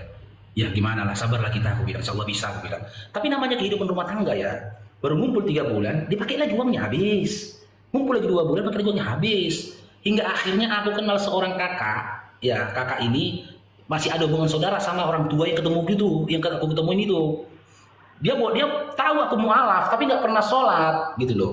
Bolak-balik aku dia pengen sholat. Sungkan aku bilang sama dia, ada yang mau tahu tapi perempuan. Ada yang mau tahu alasanku kenapa nggak sholat-sholat tapi perempuan. Cemana ini pikir saya kan. Yang laki-laki nggak ada yang bertanya pikirku. Hingga akhirnya itu pas mau maghrib, pas sore hari aku pergi ke rumah dia. Ditanya sama dia, kenapa lo nggak sholat? Ngomong kau. Terakhir aku bilang lah, Bang, aku sambil netes air mataku. Nangis aku waktu itu. Aku belum sunat, Bu. Dia malah ketawa. Ketawa pula kawan ini pikirku. Jadi masalah selama ini cuma sunat aja katanya. Iya. Ya kalau kita dengar juga ketawa, Bang. Ini penonton kalau dengar ketawa juga karena sunat itu kan apa ya, simple bagi kami ya gitu kan. Habis itu ada sunat nggak ikut sunat masal aja, Bang. Sunat masal. Pernah, Bang. Inilah mengingatkan sunat masal. Dia bilang sama istri kalau nggak kau ikut sunat masal. Sunat masal itu bayar nggak? Nggak bayar. Boleh lah begitu. Pergi kami juga ke daerah Marelan di pasar 2 atau di pasar 1 itu. Kami keliling-keliling itu cari sunatan masal. Ada pendaftaran sunatan masal gitu loh. Cuman aku nggak tahan, Bang. Malu aku, Bang. Malunya kenapa? Iya, anak semua, Bang. Iya. Aku bilang sama istriku, janganlah. Aku bilang, cuman aku yang besar itu. Aku bilang anak-anak semua di situ. Aku bilang, malu kali lah aku. Kalau semua petugas itu laki-laki, nggak malu aku bilang. Itu ada perempuannya, aku bilang. Jadi macam mana? Udahlah, janganlah sunatan masal, aku bilang. Makanya nggak sunatan masal. Makanya waktu itu gini, Bang. Aku kan pingin ini sholat. Ya, ketika aku melihat saudara muslim tapi dia nggak sholat, maaf cakap ya, kulongor-longorin dia dalam hatiku. Islomor kali inilah, ini nggak sholat, padahal dia sunat. Aku kepingin kali sunat, tapi mau nanya aku nengok dia gitu, orang muslim dia nggak sholat. Aku sendiri gara-gara aku kan bilang kemalun dulu pidung, aku bilang karena pidungku ini aja aku sunat, aku belum sunat jadi aku nggak bisa sholat, sayang kali ini pikirku. Jadi akhirnya dibilang dia di depan aku, ibu itu ditelepon dia dokter. Halo dok, kata dia. Ya, assalamualaikum dok, waalaikumsalam. Ini dok, ada ini temanku mau sunat, kata dia. Gimana? Masih anak-anak atau udah dewasa? Udah dewasa, keras lah ya katanya. Iyalah, ketawa-tawa orang itu kan. Yaudah, berapa dok, kata dia. Sebelumnya dia tanya aku, tanya di rumah sakit itu berapa kemarin? 1,5 juta. Aku bilang sama dokter itu 1,5 juta. Oh iya dok, sama harganya, katanya 1,5 juta. Yaudah, besok kau dijemput sama becakku, kata dia, tukang becak dia. Ya jam sekian, langsung kau dibawa ke sana. Pergilah aku sama istri bang. Terus sebelum pulang dia bilang gini, sebenarnya gini Faruk, kata dia. Cuman kayak mana aku jelaskan sama kau ya, kata dia.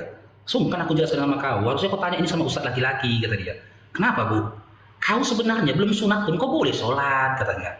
Tapi itu sungkan diceritakannya bang.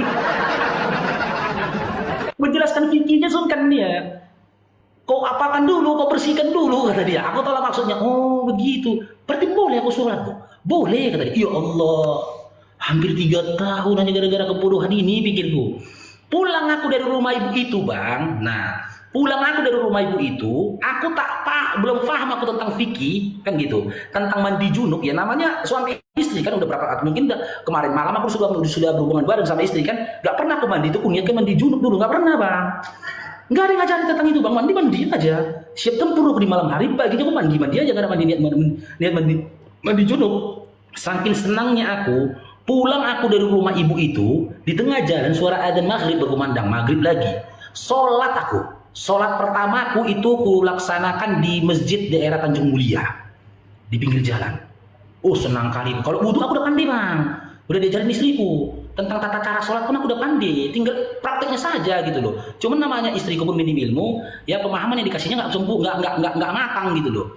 Siap aku wudhu, aku tengok orang sholat aku. Sholat pertamaku itu sholat maghrib, itu pun 5 rakaat. Hah? 5 rakaat? Iya bang, 5 rakaat. Kenapa 5 rakaat? Siap adzan, kan siap ambil wudhu aku, kan ada orang sholat bang. Rupanya itu sholat sunat qobliyah bang. Lo kan nggak lanjut? Aku sholat maghrib niatnya. Aku kan dulu namanya baru belajar kan, fasih apa kuku hafal. Sholli. Gitu aku membacanya ya kan.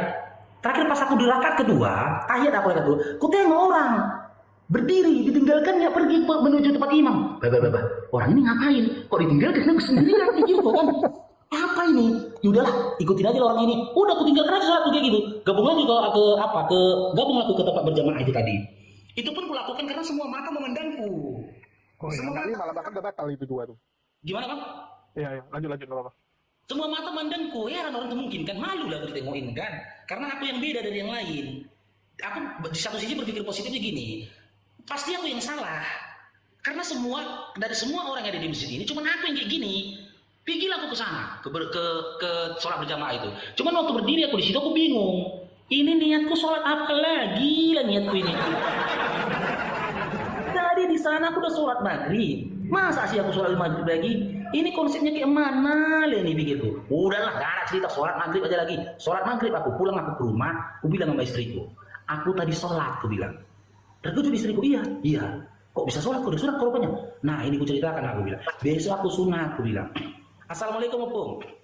Waalaikumsalam warahmatullahi wabarakatuh. Besok aku sholat, sunat, aku bilang kan. Oh iya, siapa yang bayarin ibu ini? Senang istriku, alhamdulillah katanya. Sholat kau tadi di mana? Di sana, aku bilang. Udah bisa kau. Cuman aku heran, aku bilang, kenapa? Aku pertama sholat, tadi kan sholat maghrib nih aku bilang, iya kata dia. Siap itu waktu sholat lagi. Yang mana sholat maghrib? Istriku pun minim ilmu kan. Aku pun tak tahu yang mana itu sholat maghrib, kata istriku. Jumat pertama bang, setelah aku sunat, bisa aku sunat kan, sholat Jumat aku kan. Jumat pertama ini bang, aku lagi kerja, aku siap sunat kerja aku bang. Di tempat kerja kan, istirahat sholat Jumat. Pergilah aku Jumat pertama ini, sholat Jumat pertama, ya kan. Aku sholat Jumat pertamaku bang, ya sholat Jumat aku 6 rakaat. 6 rakaat aku bang sholat Jumat bang. Wallahi 6 rakaat aku sholat Jumat. Pusing kepala aku dulu bang, yang mana Jumat bang. Ambil wudhu, aku dititipin pesan sama istriku. Kayak mana sholat Jumat, aku bilang. Penting gini aja lah katanya, sholat Jumat itu 2 rakaat. Iya, karena memang di buku itu aku baca Jumat itu 2 rakaat. Iya. Penting kau jangan pulang sebelum semua orang pulang, kata dia. Oh, gampang lah. Jangan pulang sebelum semua orang pulang. Sholat Jumat 2 rakaat, gampang pikirku. Pikir aku sholat Jumat, wudu. Kan udah ada sholat orang bang. Wah, inilah sholat Jumat. Ini sholat Jumat aku bang. Udah ucap salam. Di belakang istriku jangan pulang. Nggak pulang aku, duduk aku. Setelah itu kan adzan, sholat. Waduh, ini mana lagi? Yang mana lagi sholat Jumat ini aku? Masa sih aku sholat Jumat lagi? Kemarin aku sholat maghrib dari 5 rakaat. Ini mau berapa rakaat lagi aku sholat Jumat ini? Kayak mana ini? Dibilang istriku 2 rakaat. Aku mau tanya orang, malu aku bang. Udahlah, bantai lah sholat Jumat lagi aku. Mana? Yang penting semuanya Jumat. Satu pun yang benar, udah syukur itu aku bilang. Sholat lagi aku bang. Tak pulang orang kan? Ya lupa itu qobliyah kan? Qobliyah Jumat yang pertama tahiyatul masjid. Naiklah ke mimbar ustadznya, dengerin lah kan gitu. Aku pesan istri itu saja, jangan pulang sebelum semua pulang. Sudah, akhirnya siap khatib itu kan iqamat kan gitu. Pergi ke tempat imam, sholat lagi bang. Berarti yang salah niatnya aja ya? Gimana? Niatnya aja yang salah artinya ya? Iya. Berarti kan karena niatnya salah. Iya. Yang mana ini sholat Jumat? Udah nggak fokus lagi bang. Udah cuma mana lah yang rasakan kan gitu. Udahlah sholat Jumat lagi lah aku nih pikirku. Ku tengok orang udah berpulangan kan. Nah inilah pulang pikirku. Pulang aku. Ya kan pulang kerja aku tanya sama istriku. Dek, sholat Jumat sebenarnya berapa rakaat? 2 katanya. 6 loh aku bilang. 2. Mana pernah sholat Jumat 6 rakaat? Kok kayak mana kau? Yang betul lah kau, kata istriku. 6 loh dia aku bilang. Kau tengok ya. Aku butuh. Ya. Siap kau butuh ada orang sholat. Sholat? Cuman kau yang sholat apa semua orang sholat? Orang semua sholat, aku bilang. Jadi sholat kau semua kayak orang itu juga sholat. Siap kau sholat kau ngapain? Pulang kau? Enggak. Dulu aku di situ aku bilang. Nah terus ada azan aku dengar aku bilang. Ya terus habis itu orang sholat. Kau sholat juga? Sholat aku bilang. Terus ada ustadz aku bilang. Dia ceramah aku bilang. Siap ceramah, sholat aku bilang. Berapa rakaat? 2 rakaat. Jadi berapa rakaat? Gue betul aku bilang sama istriku. Jadi berapa rakaat itu? 6 katanya. Kan 6 rakaat kan? Kan 6 rakaat kan? Coba kau cari tahu dulu bilang. 6 rakaat atau 2 rakaat? 2 loh. Nggak ada sholat Jumat 6 rakaat. Jadi kayak mana aku ini? Aku bilang. Kayak mana aku ini? Aku bilang. Terakhir udah gini aja lah. Udah gua nggak usah malu-malu lah kata dia. Padahal ini udah jalan ke hampir 4 tahun aku bang mualaf gitu bang. Udah mau jalan 4 tahun itu. Kau nggak usah malu-malu lagi. Udah bilang sama temenmu bahwasanya kau belum ngerti sholat. Ya udahlah. Cuma depan nanti begitulah. Aku kan dulu dandur bang, udah dandur lah dulu aku kan di security. Jadi anggota aku tuh tanya, apa bulan? Kau nanti sholat Jumat? Iya dan katanya. Sama kita ya. Iya, dan makasih dan katanya. Iya aku bilang. Terus aku dikata kayak mana bilang sama dia ya? Kayak mana bilang sama dia biar dia jarinnya aku. Bantai situlah malu belakangan aku bilang sama dia. Nama dia Suwandi. Di aku bilang. Sebenarnya gini di aku bilang. Aku sholat Jumat, nggak tahu aku yang mana Jumat aku bilang. Loh, serius ini? Iya, ketawa lah dia. Kau jangan ketawa kau bilang. Jadi yang ini loh dijelaskannya, ini, udah lagi aja, kita sholat Jumat sama. Kalau itu bukan bahagian dari sholat Jumat, ya, kau kode aku, nggak usah kau tengok aku bilang, kasih aku kode, aku bilang. Kalau itu bahagian dari sholat Jumat, kau kode aku bilang. Iya kata dia. Itulah sholat tahiyatul masjid, aku nengok ke dia, nggak ada kode. Baru sholat qobliyah aku nengok ke dia, nggak ada kode. Turunlah khotib dari mimbar, pergi ke tempat imam, ya kan, aku tengok dia. Gitu dia, ini dia Jumat. Berdirilah aku sholat Jumat lagi. Jadi qobliyah nggak diajak loh. Waktu qobliyah nggak diajak? Nggak diajak. Aku yang minta bang, supaya aku jangan bingung. Aku bilang apapun ceritanya, kan dibilang dia nilai itu sunnah kata dia. Kalau nggak dikerjakan nggak dosa kata dia. Dulu peganganku itu.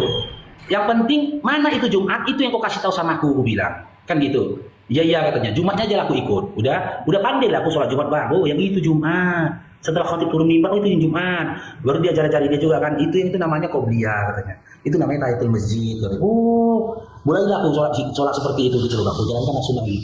Hingga akhirnya di masjid yang sama ada khotib yang naik mimbar. Di dalam khutbah Jumatnya itu dia mengatakan satu perkataan, dengan ilmu Allah kau kenal, dengan ilmu Allah kau sembah. Terpukul aku bang. Iya ya. Aku dulu mengenal Islam ini dengan ilmu. Melalui perjalananku yang panjang ketika aku memahami Bible. Hingga aku mengenal siapa pencipta aku bilang. Menyembahnya aku harusnya dengan ilmu juga lah. Berarti aku harus belajar.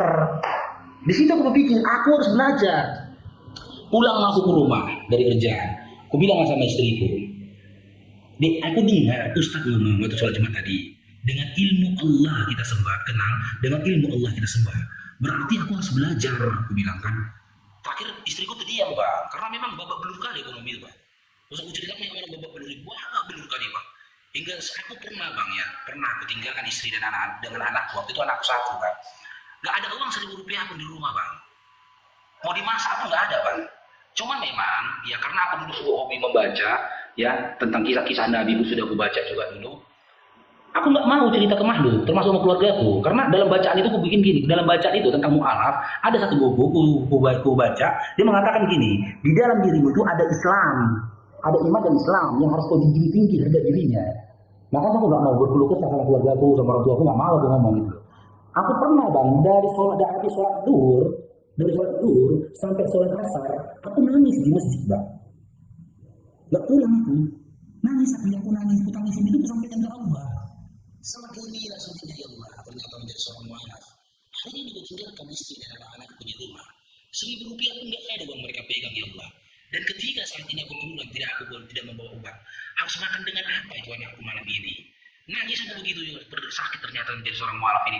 Jadi tidak mudah. Apakah ketika itu saya dapat uang? Enggak Tuhan. Pulang aku tetap nggak punya uang. 1.000 rupiah pun nggak ada uang di kantong. Aku pun lupa bagaimana kami bisa bertahan hidup waktu itu, gitu loh. Hingga akhirnya mungkin itu menjadi pegangan istri. Kalau kau belajar uangnya dari mana? Karena pemahaman istri dulu namanya belajar itu bayar. Jadi sholat aku di masjid atau di musola dulu sering itu ku tengok dari maghrib menuju isya. Setelah sholat mereka nggak pulang, mereka bikin majelis kumpul begitu. Ku dengar ada yang ceramah. Aku pingin gabung bang. Ternyata kan majelis taklim. Aku pingin gabung, cuman aku minder gitu loh. Takutnya bayar. Kalau lah waktu itu ada bahasa misalkan 10.000 seorang gitu loh, aku pikir begitulah majelis taklim itu bayanganku. Udah jelas, aku mundur, nggak punya uang aku gitu loh. Makanya aku pulang hingga akhirnya aku dulu memang jujur bang, kekuatanku tuh doa. Hingga aku mendengarkan ceramah dari ustaz-ustaz mengatakan perbanyaklah salawat kepada Nabi. Waktu itu aku belum mengenal Nabi. Gak ada yang perkenalkan aku kepada Nabi Muhammad SAW. Kenapa Islam harus bersalawat kepada Nabi? Siapa sih Nabi Muhammad ini? Apa sih kelebihan dia gitu loh. Hingga aku bawa dalam doa, ya Allah ya Tuhanku, perkenalkanlah aku kepada seseorang yang bisa mengenalkan aku kepada Nabi. Hingga akhirnya aku jalan waktu aku pulang dari pekerjaan, entah kenapa pandanganku itu tertuju pada suatu perpustakaan. Dan perpustakaan itu bernama perpustakaan itu nama perpustakaannya Islami. Gitu loh. Dan ku tengok di bawah tulisannya gratis. Seneng aku bang, gratis seneng aku dulu gratis. Gratis masuk aku ke dalam. Ini kisahnya berapa nih? Bang Iya. Farok, saya potong dulu ya Bang Farok sebelum lanjut. Saya menanggapi dari awal tadi ikut saya mendengar. Pertama tentang sunat. Ada mengatakan kalau tidak sunat nggak boleh sholat. Ya. Nah, terus kemudian dokter yang menyunatnya mengatakan boleh, tapi harus dibersihkan semua dari kulup-kulupnya itu benar. Yang pendapat dokter itu adalah betul. Jadi supaya nanti netizenmu yang di room ini ada hampir 1.000 ini supaya tidak sesat, supaya tidak gelap, supaya saya terangkan sekarang itu boleh. Namanya pun sunnah. Asal kata sunat itu kan sebenarnya sunnah. Melakukan perbuatan itu mendapat pahala. Itu namanya sunnah kan. Ya. Nah, oleh karena itu tadi si Bapak yang menyarankan demikian itu, yang selama kau tidak sholat, bebankanlah kepada dia. Tolong minta ampunin dulu itu kepada yang bersangkutan. Mudah-mudahan dia masih hidup, agar dia lega. Karena kata-kata dia itu menjadi beban tanggungan sholat dirimu, dialah yang menanggungnya itu. Karena dia memberikan ajaran tidak pada tempatnya, ataupun boleh katakan itu sesat. Iya. Pendalamannya tidak ada, tolong ampunin dulu itu. Iya. Kemudian yang kedua tadi tertarik buat saya juga saya jelaskan, sholatmu yang demikian rupa itu menurut Bang Jul tadi itu nama itunya tidak sempurna, itu tidak salah. Tidak ada masalah. Ya. Tidak ada masalah. Karena nama itu, niatnya. Niat, iya. Hanya niat aja yang salah. Niat. Jadi tidak harus johir, tapi di batin. Itulah luasnya ajaran Islam yang demikian itu. Zohir karena kau tidak bisa mengucapkan takbirnya, tapi batinmu aku sholat. Sholat itu doa. Sholat itu mendekatkan daripada Allah. Begitu sujudmu dan air udukmu itu sendiri, tetesan air udukmu itu mengampuni semua dosa-dosa yang kau perbuat. Nah, ini perlu supaya netizen ada 1000 saya lihat ini. Hampir 1000 tuh. Supaya tidak sesat. Jadi, saya ulang sekali lagi, sholat yang kau lakukan itu sudah murni. Artinya langsung itu ke aras. Ke aras itu, bukan lagi mungkin sholatku belum tentu masuk ke aras. Kenapa? Karena tergantung pada amal ibadah yang kulakukan. Tapi karena Bang Faruk itu belum tahu cara-cara dan sebagainya itu, termasuk doa mengambil air wudhu. Tapi itu semua aras langsung mencatat. Langsung ke langit yang ke-7 itu. Doa itu. Makanya doamu alhamdulillah insya Allah berjalan sedemikian rupa. Tapi memang kegelapan tidak ada yang menuntun, harus mencari sulu sendiri. Wah, ini luar biasa mualaf yang satu ini. Inilah yang salah satu yang bagi saya batin saya ini, kalau ada yang mualaf tolong beritahu supaya tidak sesat, bukan sesat maksud saya. Kegelapan yang demikian itu kita berikan penerangan. Rezeki yang ada pada diri saya insya Allah saya bisa saya bagi, karena rezeki yang kudapatkan itu mungkin hanya sebagian untuk milikku. Rezekiku itu ada milik orang lain dan tidak semua saya punyai. Siap. Dengan ulang sekali lagi, rezeki yang saya dapat itu bukan milikku seluruhnya, tapi hanya sebagian yang saya punyai. Ya, dan sebagian lagi orang lain. Nah, termasuk orang-orang mualaf seperti demikian. Masya Allah. Saya sangat sedih mendengarkannya, tapi ketawa di hati saya. Mungkin Siju juga ketawa. Tapi itulah mungkin salah satu perjalanan mempertahankan akidah. Makanya wajahnya Bang Faruk itu cerah, terang. Karena wajah ini kan cerminan hati. Hatinya Bang Faruk itu cerah, bersinar, bercahaya seperti wajahnya Bang Jul ini, walaupun dia tidak open cam. Mukanya itu bercahaya banget itu, Bang Jul ini. Tapi nggak usah open cam Bang Jul, nggak usah. Ya. Tapi memang itu, dan itu sudah merupakan apa namanya janji Allah itu. Kuberikan kepadamu cahaya wajahmu sesuai dengan hatimu. Nah itu gambar, jadi bukan gambaran sebenarnya. Itu sudah merupakan pertanda keimanan akidah seseorang itu. Masya Allah. Kalau hatinya bersih, katakanlah salah satu contoh. Kewajiban kita yang 5 waktu. Coba tidak putus-putus. Kalau perlu tambahin rakaatnya dengan sunnah qalbiyah tadi. Itu pancaran di wajah itu kelihatan. Tidak harus ngaku-ngaku aku sholat, aku berdoa, aku ini, aku itu. Tapi hatinya kotor. Tetap aja wajahnya kotor juga. Apalagi makanan tidak terjaga. Nah, Bang Jul ini, waduh, cahayanya luar biasa. Lebih dari Bang Faruk, cahaya Bang Jul ini. Wajahnya berseri-seri. Skincare bagus. Gak usah open cam Bang Jul. Ya, kita lanjut nih Pung ya. Kita lanjut Pung ya. Sikit lagi nih Pung. Lanjut. Oke, kita kembali kepada perpustakaan tadi ya. Hingga akhirnya, ini wallahi teman-teman, nyata ini teman-teman. Allah langsung jawab doaku ketika aku minta supaya dikenalkan kepada Nabi Muhammad SAW. Kulangkahkan kakiku ke perpustakaan itu, langsung begitu banyaknya buku Bang. Tertuju langsung mataku kepada sebuah buku yang covernya warna putih, tulisannya warna hitam. Yang judulnya Mengenal Sang Junjungan Nabi Muhammad Sallallahu Alaihi Wasallam. Segini tebalnya Bang. Itu dia pikirku. Pergilah aku ke situ. Pas aku ambil bukunya, aku pegang gitu kan. Senang kali aku dapat bukunya ini. Tapi aku baca tulisan. Ada tulisan di perpustakaan itu. Tidak boleh dibawa pulang. Habis aku pikirku. Gimana buku setebal ini boleh, nggak boleh dibawa, apa harus dibaca di sini? Nggak akan habis. Nggak akan habis. Tersita waktuku nanti habis ada minyakku. Dulu aku nggak punya uang Bang. Hitung-hitungan aku dulu. Habis nanti minyakku Bang. Hanya membaca datangin ke tempat ini pikirku. Hingga akhirnya, oh aku punya senjata. Ini kali pertama aku manfaatkan kemualafanku. Kali pertama ini teman-teman ku manfaatkan kemualafanku. Karena aku tahu kan, seorang muslim jika dikatakan ada saudara barunya mualaf, mereka akan memudahkan urusan seorang mualaf. Aku udah tahu bacaan itu. Ini kali pertama. Kali pertama aku manfaatkan mualafku. Ku datangin penjaga bukunya. Bilang, Bang, aku bisa bawa pulang buku ini. Oh nggak boleh Bang, katanya. Harus baca di sini Bang. Aku bilang langsung gini, aku mualaf Bang. Ditengoknya aku, pertama cuek dia Bang. Sambil lurus dia gini, oh nggak boleh Bang, kata dia gitu. Aku mualaf Bang, tapi bergetar suaranya bilang, aku mualaf Bang. Tengoknya aku langsung gini, oh iya Bang, iya. Berapa lama Bang mualaf? Sudah 2 tahun lebih bang, aku bilang. Itu nggak mau bang kata ya. Iya bang, ini aku mau belajar bang, aku bilang. Boleh bang, boleh. Dikasihnya, boleh bang, boleh. Terakhir ada dua buku lagi kan yang aku suka. Yang kalau aku ambil 2 lagi boleh bang? Boleh. Ambil. Tapi nanti aku minta alamat rumahmu dan juga nomor teleponmu, kata dia. Iya bang, aku bilang. Iya, aku bawa pulanglah buku ini. Ingat teman-teman ya, penasaranku tentang Nabi Muhammad SAW. Ku bacalah buku ini, ternyata kisah Nabi Muhammad SAW dimulai dari Aminah, ibunya itu hamil sampai dia meninggal dunia. Nah, yang jadi poin penting buatku itu, yang jadi apa yang ku ingat memori ini, jadi perbandingan buatku ketika dia meninggal dunia. Dikisahkan dalam buku itu, aku lupa bang, nama penerbitnya siapa waktu itu. Ketika malaikat Jibril alaihissalam mendatangi Nabi Muhammad SAW saat Nabi Muhammad SAW sudah merasakan sakaratul maut. Waktu ku baca di perkataannya bang, wahai Jibril, beginikah pedihnya sakaratul maut wahai Jibril. Aku belum baca ke bawah bang, aku langsung terpikir loh, Nabi kok merintih kesakitan juga merasakan sakaratul maut. Masa Nabi merintih kesakitan merasakan sakaratul maut? Tapi kekasih Allah, ku baca bang di bawahnya bang. Nangis aku di situ bang.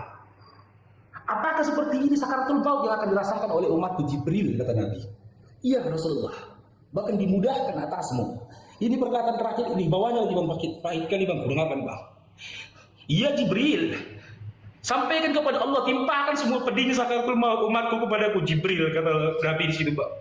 Di situ nangis aku bang, ya Allah. Aku kalau cerita ini nggak bisa tahan aku. Serem kali orang ini, aku bilang. Orang ini aku bilang, gara-gara aku baca buku itu, aku bilang bukan Nabi kan. Ih, serem kali orang ini, aku bilang. Karena aku bandingkan bang, aku bandingkan ini, maaf ya teman-temanku ya, teman-temanku Kristen ya. Yesus yang dulu ku sembah bang, ketika dia mau mati di kayu salib bang, dia bilang, Eli lama sabachthani, Tuhanku, kenapa kau tinggalkan aku? Dia merintih kesakitan atas dirinya sendiri bang. Tuhan dia loh bang. Kesakitan dia saja ditangisinya bang. Gak ada diingatnya pedihnya sakit sakaratul maut orang yang disalib di sebelah kanannya. Gak ada diingatnya pedihnya sakaratul maut orang yang di sebelah kirinya. Jika pada saat itu dia Tuhan di sebelah kanan dan sebelah kirinya itu adalah umatnya, itu adalah hambanya bang. Gak ada terpikirkan sakaratul maut dari sisi kiri dan sisi kanannya bang. Tuhan dia loh bang. Tuhan dia. Wah ini gak pernah kita pikirkan nih bang. Baru bang itu Faruk yang aku pikir dengar. dulu bang. Tuhan dia loh bang, gak dipikirkannya. Hanya sakitnya aja dipikirkan. Tapi berhenti dia, Eli lama sabachthani, Tuhanku, kenapa kau tinggalkan aku? Ini Nabi Muhammad SAW. Berapa miliar manusia di atas bumi ini, ya Allah, aku bilang. Ya Allah, berapa miliar manusia di atas bumi ini harus ditanggung Nabi Muhammad SAW. Ini kematian kami semua. Pedih sakaratul maut kami semua. Ini manusia apa ini, ya Allah? Ini luar biasa ini. Aku menangis waktu itu bang. Ya Allah, ngeri kali ini pikirku. Hampir sujud aku waktu itu bang, nangis aku bang. Nangis aku sujud, ya Allah. Kenapa baru ini kau perkenalkan aku dengan manusia yang luar biasa ini? Aku bilang, dia ini bukan aku langsung katakan bang, ini bukan Nabi umat Islam. Dia ini Nabi seluruh manusia ini, ya Allah. Bayangkan bang, sakitnya sakaratul maut satu orang aja bagaimana pedihnya bang. Riwayat menceritakan bagaikan kambing dikuliti bang. Ini Nabi Muhammad SAW mau menanggung semua sakaratul maut umatnya. Gak ada apa-apanya kok Yesus gitu aku dulu bang. Waktu baca itu aku bilang, aku teriak ngomong sendiri aku orang gila bang. Gak ada apa-apanya kok Yesus dengan Nabiku Yesus. Gak ada apa-apanya kok Yesus dengan Nabiku ini ya Yesus. Aku bilang, Nabiku dipejamkan, Nabiku diseteria. Dia mau menanggung sakaratul maut. Ku tidur di sebelahku istriku dengan anak-anakku bang. Ku ingat kematian istriku, ingat kematian anakku. 1400 tahun lamanya aku baru ada. Tapi 1400 tahun yang lalu Nabi Muhammad SAW sudah mengingatkan pedihnya sakaratul mautku bang. Sudah ditanggung dia pedihnya sakaratul mautku 1400 tahun yang lalu.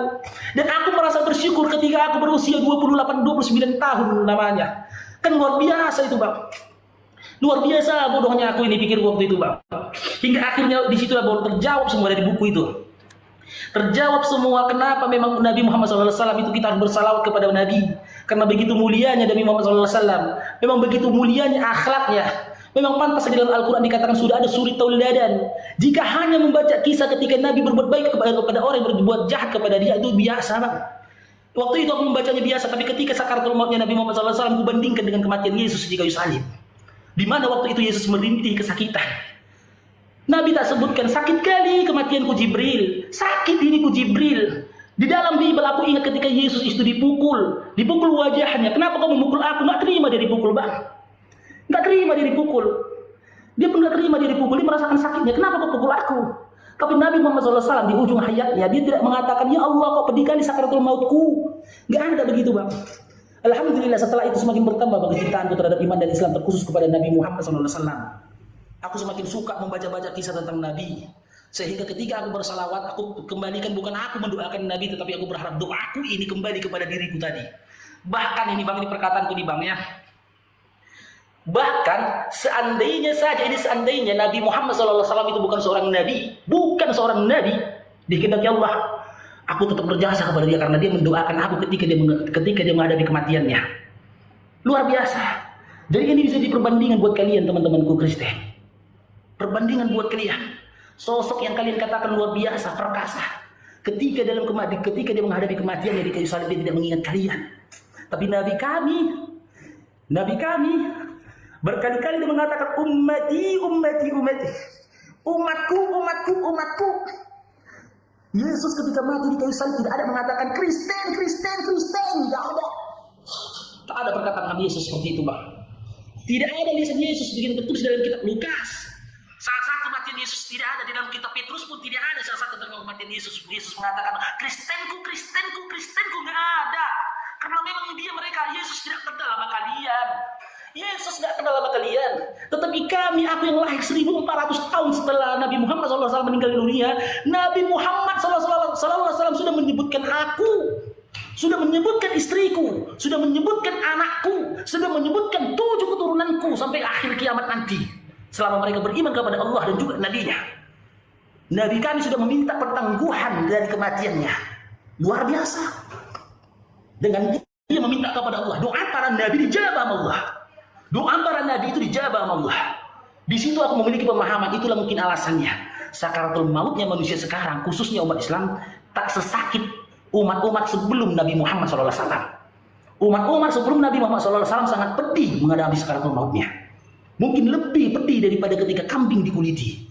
Akan ketika Nabi Muhammad SAW meminta itu kepada Allah, saat itu juga dijabah oleh Allah. Makanya mungkin saat ini kita melihat kematian seorang muslim ketika mati dia dalam keadaan tersenyum. Karena apa? Karena Nabi Muhammad SAW sudah menangguhkan kepedihan dari sakaratul mautnya. 1400 tahun yang lalu dia sudah mengingat kami umatnya. Ummati. Dan Yesus tak pernah mengatakan Kristenku. Berpikir kalian, ketika dia ada di atas bumi saja, waktu itu kalian katakan itu adalah kemanusiaannya. Di dalam kemanusiaannya pun dia tidak pernah mengingat kalian. Tak pernah dia mengingat kalian dalam kemanusiaannya. Tak pernah. Nabi kami Nabi Muhammad SAW dengan segala kekurangannya, dengan segala kelemahannya, dengan segala udurnya, bahkan ketika kematian datang kepada dia sudah mengingat kami umatnya, Bang.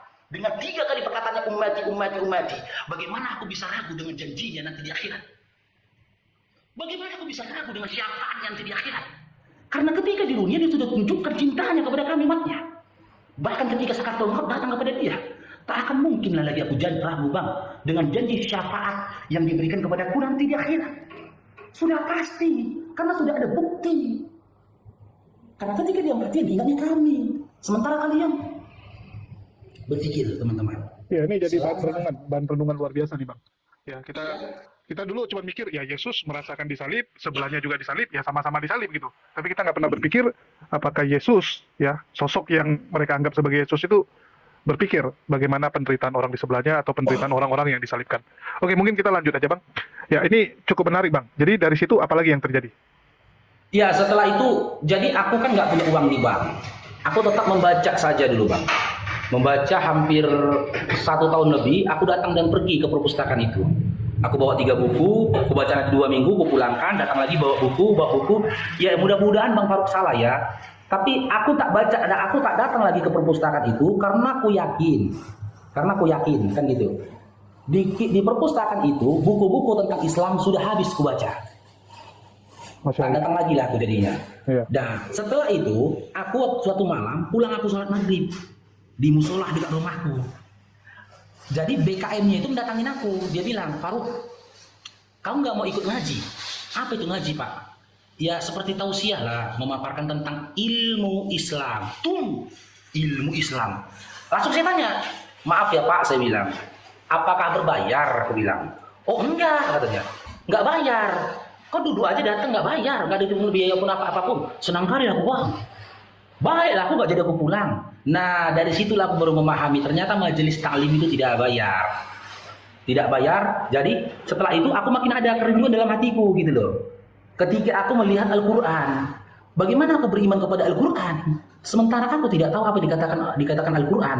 Sama bapak tadi itu aku bilang, Pak, kenalkanlah aku Pak sama orang yang bisa mengajarkan aku baca Quran, kata dia.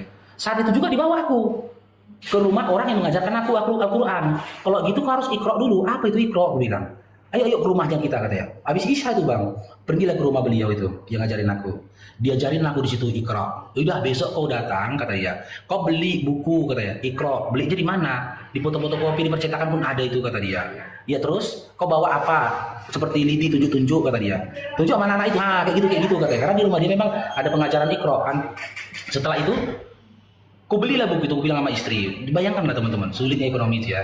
Aku untuk beli ikhra aja dulu susah kali bang. 8.000 dulu gua harus beli ikhra itu kan. 8.000 9.000. Tapi susah kali gua untuk mendapatkan itu gitu loh. Aku tanya istriku, ada uang kita, aku bilang, belikan aku ikhra, aku bilang.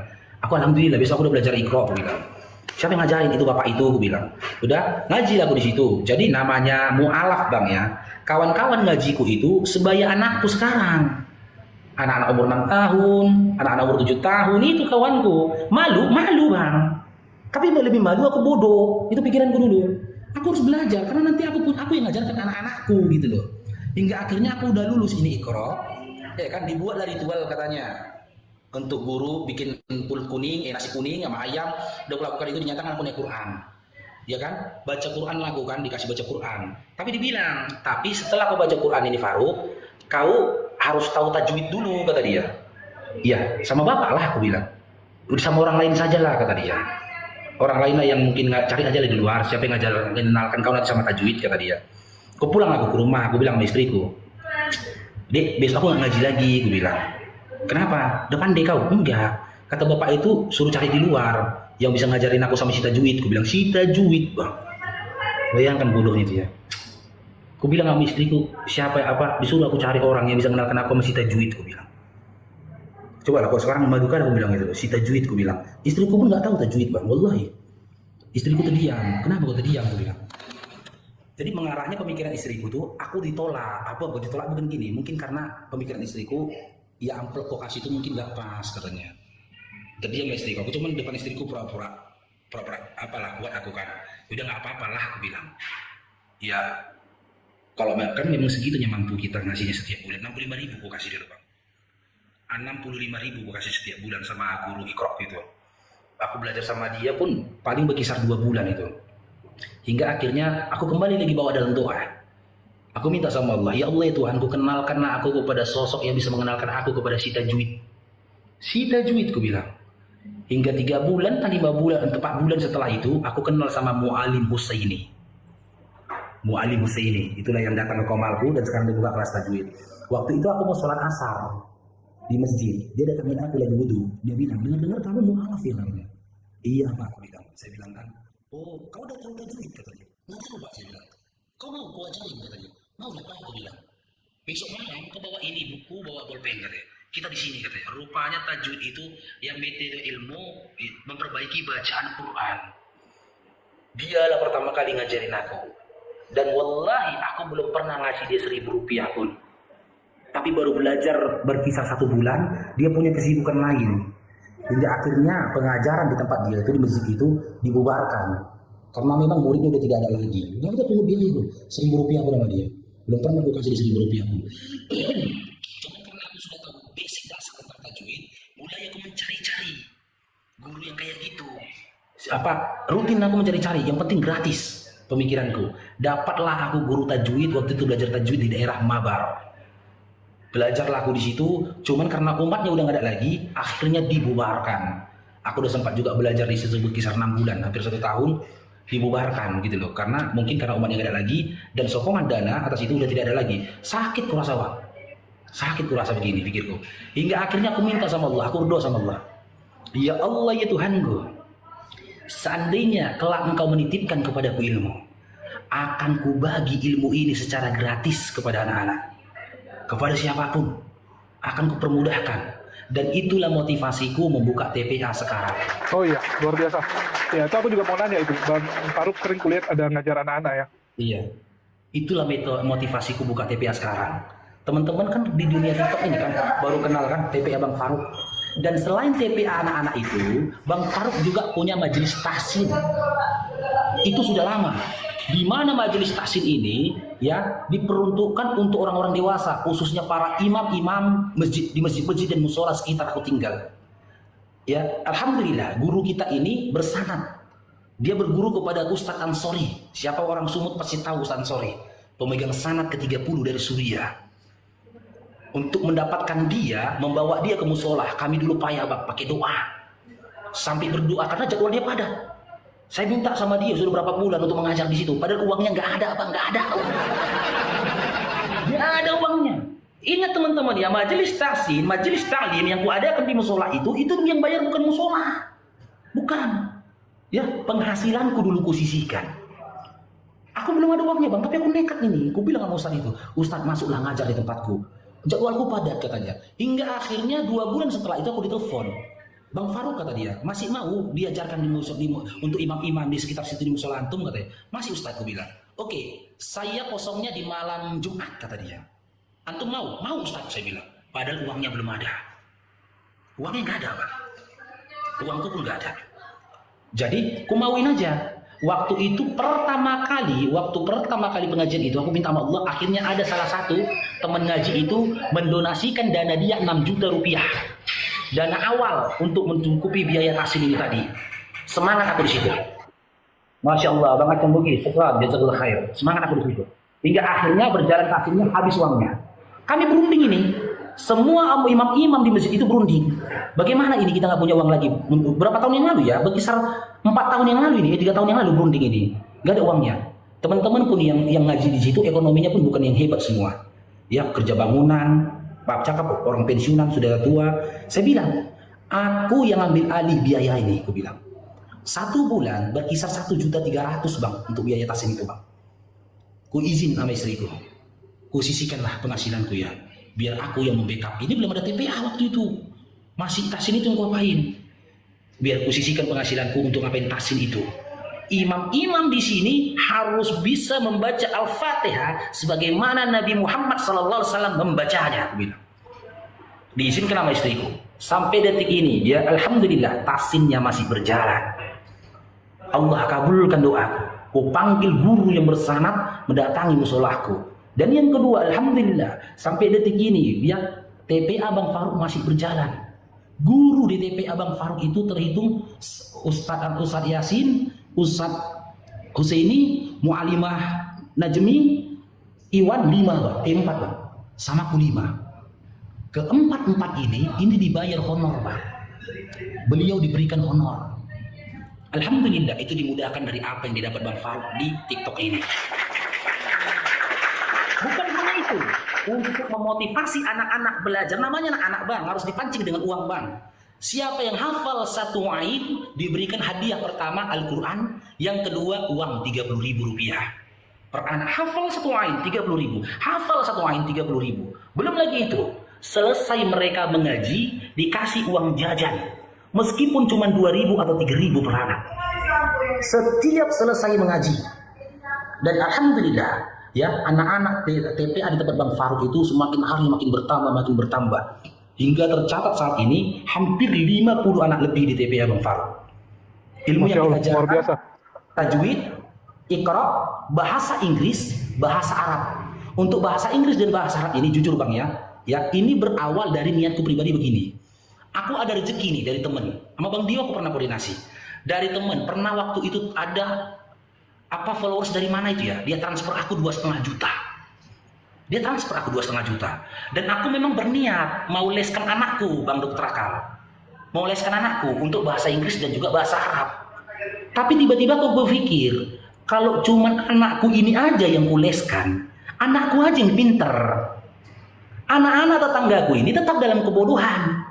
Aku sudah tanya itu bang, tempat les yang lumayan lah, 1 bulan uang lesnya itu berkisar 900 sampai 1 juta. Ku keluarkan uangku ini ya untuk membayar les anakku, cuma anakku yang pinter. Kenapa tidak gurunya aja yang ku tarik, ku bawa kemari? Ku bayar honornya per bulan, dia bisa mengajari anak-anak yang lain. Sehingga yang pintar bukan anakku saja, tapi anak-anak orang di kampung ini pun insya Allah ikut pintar bahasa Arab dan bahasa Inggris. Tambah lagi nanti kalau ada rezeki Bang Far mau tambah lagi satu ilmu apa? Sempoa, teknik itu, sempoa. Hingga akhirnya aku koordinasi sama teman. Carilah yang bisa mengajarkan bahasa Inggris atau dan bahasa Arab. Dan memang dia ada orang-orang yang fasih, saya bilang. Alhamdulillah dikenalkan sama Mu'alimah Najmi itu. Beliau seorang hafid. Dia saat ini baru hafal 5 juz. Lagi mengarah ke 30 juz. Ya udah jadi, alhamdulillah sudah berjalan. Jadi setiap sore dari Senin, Selasa, Rabu mereka itu les bahasa Inggris dan bahasa Arab anak-anak di situ beserta dengan anakku. Dari maghrib menuju isya mereka itu mengaji Iqra, ya, tajwid dan juga tilawah Quran dari gurunya Mu'alim Husaini. Karena beliau pun memang ya qadarullah seorang qori. Jadi kenapa Bang Far buat begitu? Inilah niat awal gini Bang. Inilah salah satu caraku memerangi narkoboy. Dari anak-anak generasi bangsa kayak gini, generasi bangsa penerus bangsa seperti ini mulai dibimbing. Masalah nyampe atau tidaknya ilmu ke otak mereka itu belakangan. Tapi setidaknya saya selaku orang tua ada buat mereka. Jadi kesibukan mereka itu tak terlepas dari ruang lingkup musolah dan masjid. Tak lepas dari situ, musolah masjid. Sehingga ketika mereka yang memanfaatkan waktu luangnya kepada hal yang tidak berguna, itu bisa kita counter. Karena dari Senin, Selasa, Rabu, Jumat, Sabtu, Minggu, mereka itu disibukkan dengan ilmu, belajar agama dan belajar yang lain, yaitu terkhusus dalam bahasa Inggris. Alhamdulillah berjalan sampai detik ini. Jadi kenapa Bang Far mengatakan seperti ini? Lakukan di kampungmu, saudaraku. Kalau kau punya waktu, tak perlu banyak anak. 1-2 anak tetangga ada ilmu, bagikan pada mereka. Sisihkan waktu khusus buat mereka. Ada rezekimu, mudahkan majelis ilmu. Jika antum punya rezeki, mudahkan majelis ilmu. Karena apa? Dengan tujuan begini. Contoh kayak Bang Faruk ya, ini udah bertahun-tahun. Mudah-mudahan salah satu jamaah di majelis tasin Bang Faruk menonton ini. Ya, dan teman-teman pun sudah tahu tujuannya. Karena gini Bang, ketika kita mensedekahkan makanan kepada orang soleh, ya, kita berharap dengan tujuan apa? Makanan yang kita berikan kepada dia, yang masuk ke mulut dia, menjadi darah dan daging dalam tubuhnya. Darah dan daging ini dibawa dia dalam urusan takwa kepada Allah, dibawa dia dalam sholatnya, dibawa dia dalam puasanya, dibawa dia dalam bacaan Qur'annya. Kalau dia guru, dibawa dia dalam setiap majelis-majelisnya. Itu amal jariah untuk kita. Itulah alasannya di setiap 1 bulan sekali itu ada teori itu di tahsin Quran Bang Faruk untuk para imam-imamnya. Sebulan sekali Bang Faruk itu pesan makanan, tempah makanan. Sebulan sekali mereka makan. Seperti apapun sulitnya itu kuupayakan makan Bang. Itu udah lama Bang, bukan sebelum komen TikTok ini Bang. Kuupayakan makan. Walaupun besok aku tak punya uang, tak apa-apa itu. Karena aku ingat lagi itu waktunya malam Jumat. Terkadang kalau punya rezeki, ya ini memang terjadi setelah di dunia TikTok ini ya. Ini terjadi setelah aku kenal TikTok ini. Aku pernah pesan makanan di restoran yang kuanggap mahal di Kota Medan, diantar pakai Gojek, di mana 1 bungkus nasinya 50.000 harganya Bang. Waktu membayarnya Bang, bergetar tanganku bergetar. Tapi niat kita apa? Ingin memberikan yang terbaik buat guru dan juga saudara-saudara kita yang di situ. Alhamdulillah ketika mereka buka nasi itu Bang, mereka pun Masya Allah, ini rumah makan ini ya, dia tahu kan, gak usah sebut merek ya karena bukan endorse. Ini mau makan mahal ini nih. Berapa nih Bang Faruk? Udah makan aja saya bilang. Ratusan ribu Bang. Mungkin buat teman-teman tuh kecil ya. Buat saya besar tuh. Gak pernah aku makan nasi ya Bang. 1 bungkus sampai 50.000 harganya, gak pernah aku makan Bang. Dan kali pertama aku makan, ya setelah Islam Bang ya. Kalau sebelum Islam iyalah. Setelah aku Islam, kali pertama aku makan, aku memakannya bersama dengan guruku dan teman-temanku di majelis tasin Bang Faruk itu. Syukran Bang bin Zainab. Jadi apa yang aku sampaikan ini teman-teman? Ayo kita berjuang. Aku dulu Bang, di awal keislaman aku baca sejarah tentang Islam, sejarah tentang beberapa perang. Ya, di situ di dalam buku itu dikatakan, setelah Abu Bakar Islam, Umar Islam, Ali bin Abi Thalib Islam, Abdurrahman ibn Auf Islam, Utsman bin Affan, ya siapa lagi? Tolha dan semua para sahabat. Setelah mereka Islam Bang, mereka nggak jadi penonton Bang. Mereka nggak ada yang jadi penonton dalam perjuangan Islam. Hamzah, mereka berjuang Bang. Pejuang mereka Bang. Ikut mereka berkontribusi. Utsman bin Affan, Abdurrahman bin Auf, Abu Bakar As-Siddiq, mereka ikut berjuang bang dengan hartanya. Khalid bin Walid, Umar bin Khattab, mereka berjuang dengan tenaganya. Ali bin Abu Thalib berjuang dengan kecerdasannya. Bahkan Bilal bin Rabah pun bang, Bilal bin Rabah, seorang budak bang, Bilal bin Rabah bang, dia pun nggak mau jadi penonton bang. Dia mengambil andil dalam perjuangan Islam. Dengan apa? Dengan beberapa perang yang diikutinya, dan dia menjadi seorang muadzin yang sekarang kita ikuti, yang melalui adzan Allahu Akbar, Allahu Akbar. Beliaulah yang pertama kali, Bilal bin Rabah. Begitu teman-teman, perjuangan itu tak serta-merta dengan ilmu. Berjuang dalam Islam tak serta-merta dengan tenaga. Berjuang dalam Islam tak serta-merta dengan harta. Kaji dirimu, apa yang ada dalam dirimu, explore itu, dedikasikan di jalan Allah. Supaya kita jadi pejuang, bukan jadi penonton. Karena apa? Di luar kita itu bang, di tempat persembunyiannya, orang-orang kafir yang tidak menyukai Islam sangat menginginkan kehancuran terhadap Islam. Mereka sangat menginginkan kehancuran terhadap Islam. Maka kita berjuang. Caranya apa? Bagaimana? Anak-anak didik, anak-anak kecil di sekitar kita, bangun akidahnya, bangun akhlaknya, rangkul mereka. Cara mereka memerangi Islam sekarang sudah keji bang, melalui jundol, melalui apa lagi, film-film porn, melalui apa lagi, melalui narkoboy. Bahkan misionaris pun mengambil andil juga. Oke, mungkin kita jangan ke situ bang. Ini ya, soalnya kalau dibawa ke misionaris ini nggak enak. Cuman memang cara-cara melemahkan akidah itu banyak dan terbukti sekarang ya, kita lihat di kota-kota besar ini kan, ya orang makin nggak peduli dengan agama ya. Bahkan untuk sholat saja banyak yang sudah tinggalkan. Bahkan hasil survei kemarin di Jakarta saja yang sholat itu cuma 60%. 40% umat muslim udah nggak sholat. Nah, ini bahayanya ya, karena kita disibukkan dengan dunia. Dan saya takjub nih dengan perjuangan Bang Farouk yang luar biasa, dengan segala keterbatasan tetapi terus berjuang. Dan semoga apa yang dilakukan Bang Farouk ini menjadi amal jariah buat Bang Farouk dan jadi motivasi juga buat para pendengar yang menonton video ini. Mungkin lanjut nih Bang.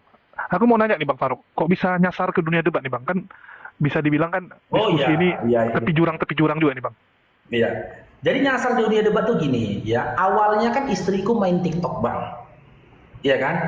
Istriku main TikTok. Dulu kan pemahamanku TikTok itu kan parboy lah, apalah, nggak jelas kan gitu. Iya. Soalnya ketika tengok istriku main TikTok, aku bilang ngapain aku download TikTok itu? Saya bilang nggak apa-apa kok, kata dia. Ya udahlah, namanya perempuan kan. Kalau kita tekankan kali mengingatkannya gaduh di rumah. Udahlah, aku download lah TikTok. Itu sama-sama teman-teman satpam itu Bang. Jadi dulu akun TikTok ini Bang Farouk Syarifal ini akun joker. Siapapun bisa mengobo-obo ini teman-teman satpamku. Membuka-buka DM, mengobo-obo DM, semua suka-suka mereka. Karena memang nggak ada niatnya seperti ini gitu loh. Aku cuma dulu download TikTok ya. Aku bikin pertemanan sama istri supaya aku tahu apa yang dipostingnya. Gitu loh. Gitu juga akun Facebook. Oke. Gimana Bang? Iya, supaya ngawasin istri. Ya. Iya, niat awal ngawasin istri, kan gitu. Ngawasin dia aku niat awalnya. Ternyata aku scroll pertama kali nyasar lah aku ke tempat Bang Zulfikar. Makanya Bang Zulfikar tuh tahu Bang Farouk gitu. Di ZCC. Oh, JCC. Pak Jul. Iya. Di situ debat lintas agama, debat Islam sama Kristen. Di dunia medsos ada kayak gini rupanya, pikirku kan gitu Bang. Terus aku dengar mereka dibawa debat kan. Ya aku pun udah tahu debat gitu loh. Offline aku dulu kan sama temanku, sama orang sekitarku. Cuman aku dulu gini Bang. Enggak, itu tahun lalu Bang. Gimana? Tahun lalu apa tahun ini? Tahun 2023 ya? Enggak, iya tahun 2023 awal aku nggak salah ya. 2003 awal itu, 2023 itu. Di tahun semalam juga itu. Cuman aku gini, setelah itu kan semakin berkembang itu. Masuk aku ke roomnya Tuan Raja Dolar. Nyasar aku ke Tuan Raja Dolar gitu loh. Oh, mulai baru debatnya. Iya. Kenal aku sama Bang Zuma, Bang Nandar, Uni Rifa. Cuman gini tuh Bang dulu Bang. Sikit pun dulu aku nggak takjub sama mereka. Karena apa? Karena aku pikir mereka semua mualaf. Ya mualaf tau bimbel biasa lah. Cuma dia bawa, wah luar biasa Bang Zuma, luar biasa. Allah, mualaf biasa lah tau bimbel. Orang dia pun paling kisahnya kayak aku nih tuh. Dia mualaf karena dia baca Bible. Ya hafal lah, dia paham lah di segi-segi tentang Bible. Hingga akhirnya aku tahu, rupanya Islam dari lahir. Di situ terkejut aku Bang Julius. Islam dari lahir rupanya pikirku. Bang Zuma, Uni Rifa, kok bisa pula orang lebih duluan tahu Bible dari aku? Lebih tahu. Iya, bahkan materi-materi yang dulu membuat aku itu meninggalkan Kristen diangkat sama mereka. Berarti lu pikir. Ih, udah ketinggalan. Itu aku takjub bang.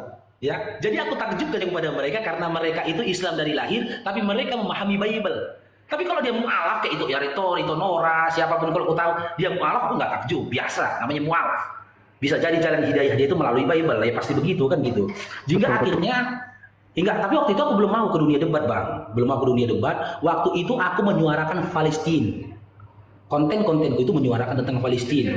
Makanya setiap di VT-ku itu biru bidam nafika yakso. Karena waktu itu beberapa tahun yang lalu aku ketemu ya sama salah satu ulama di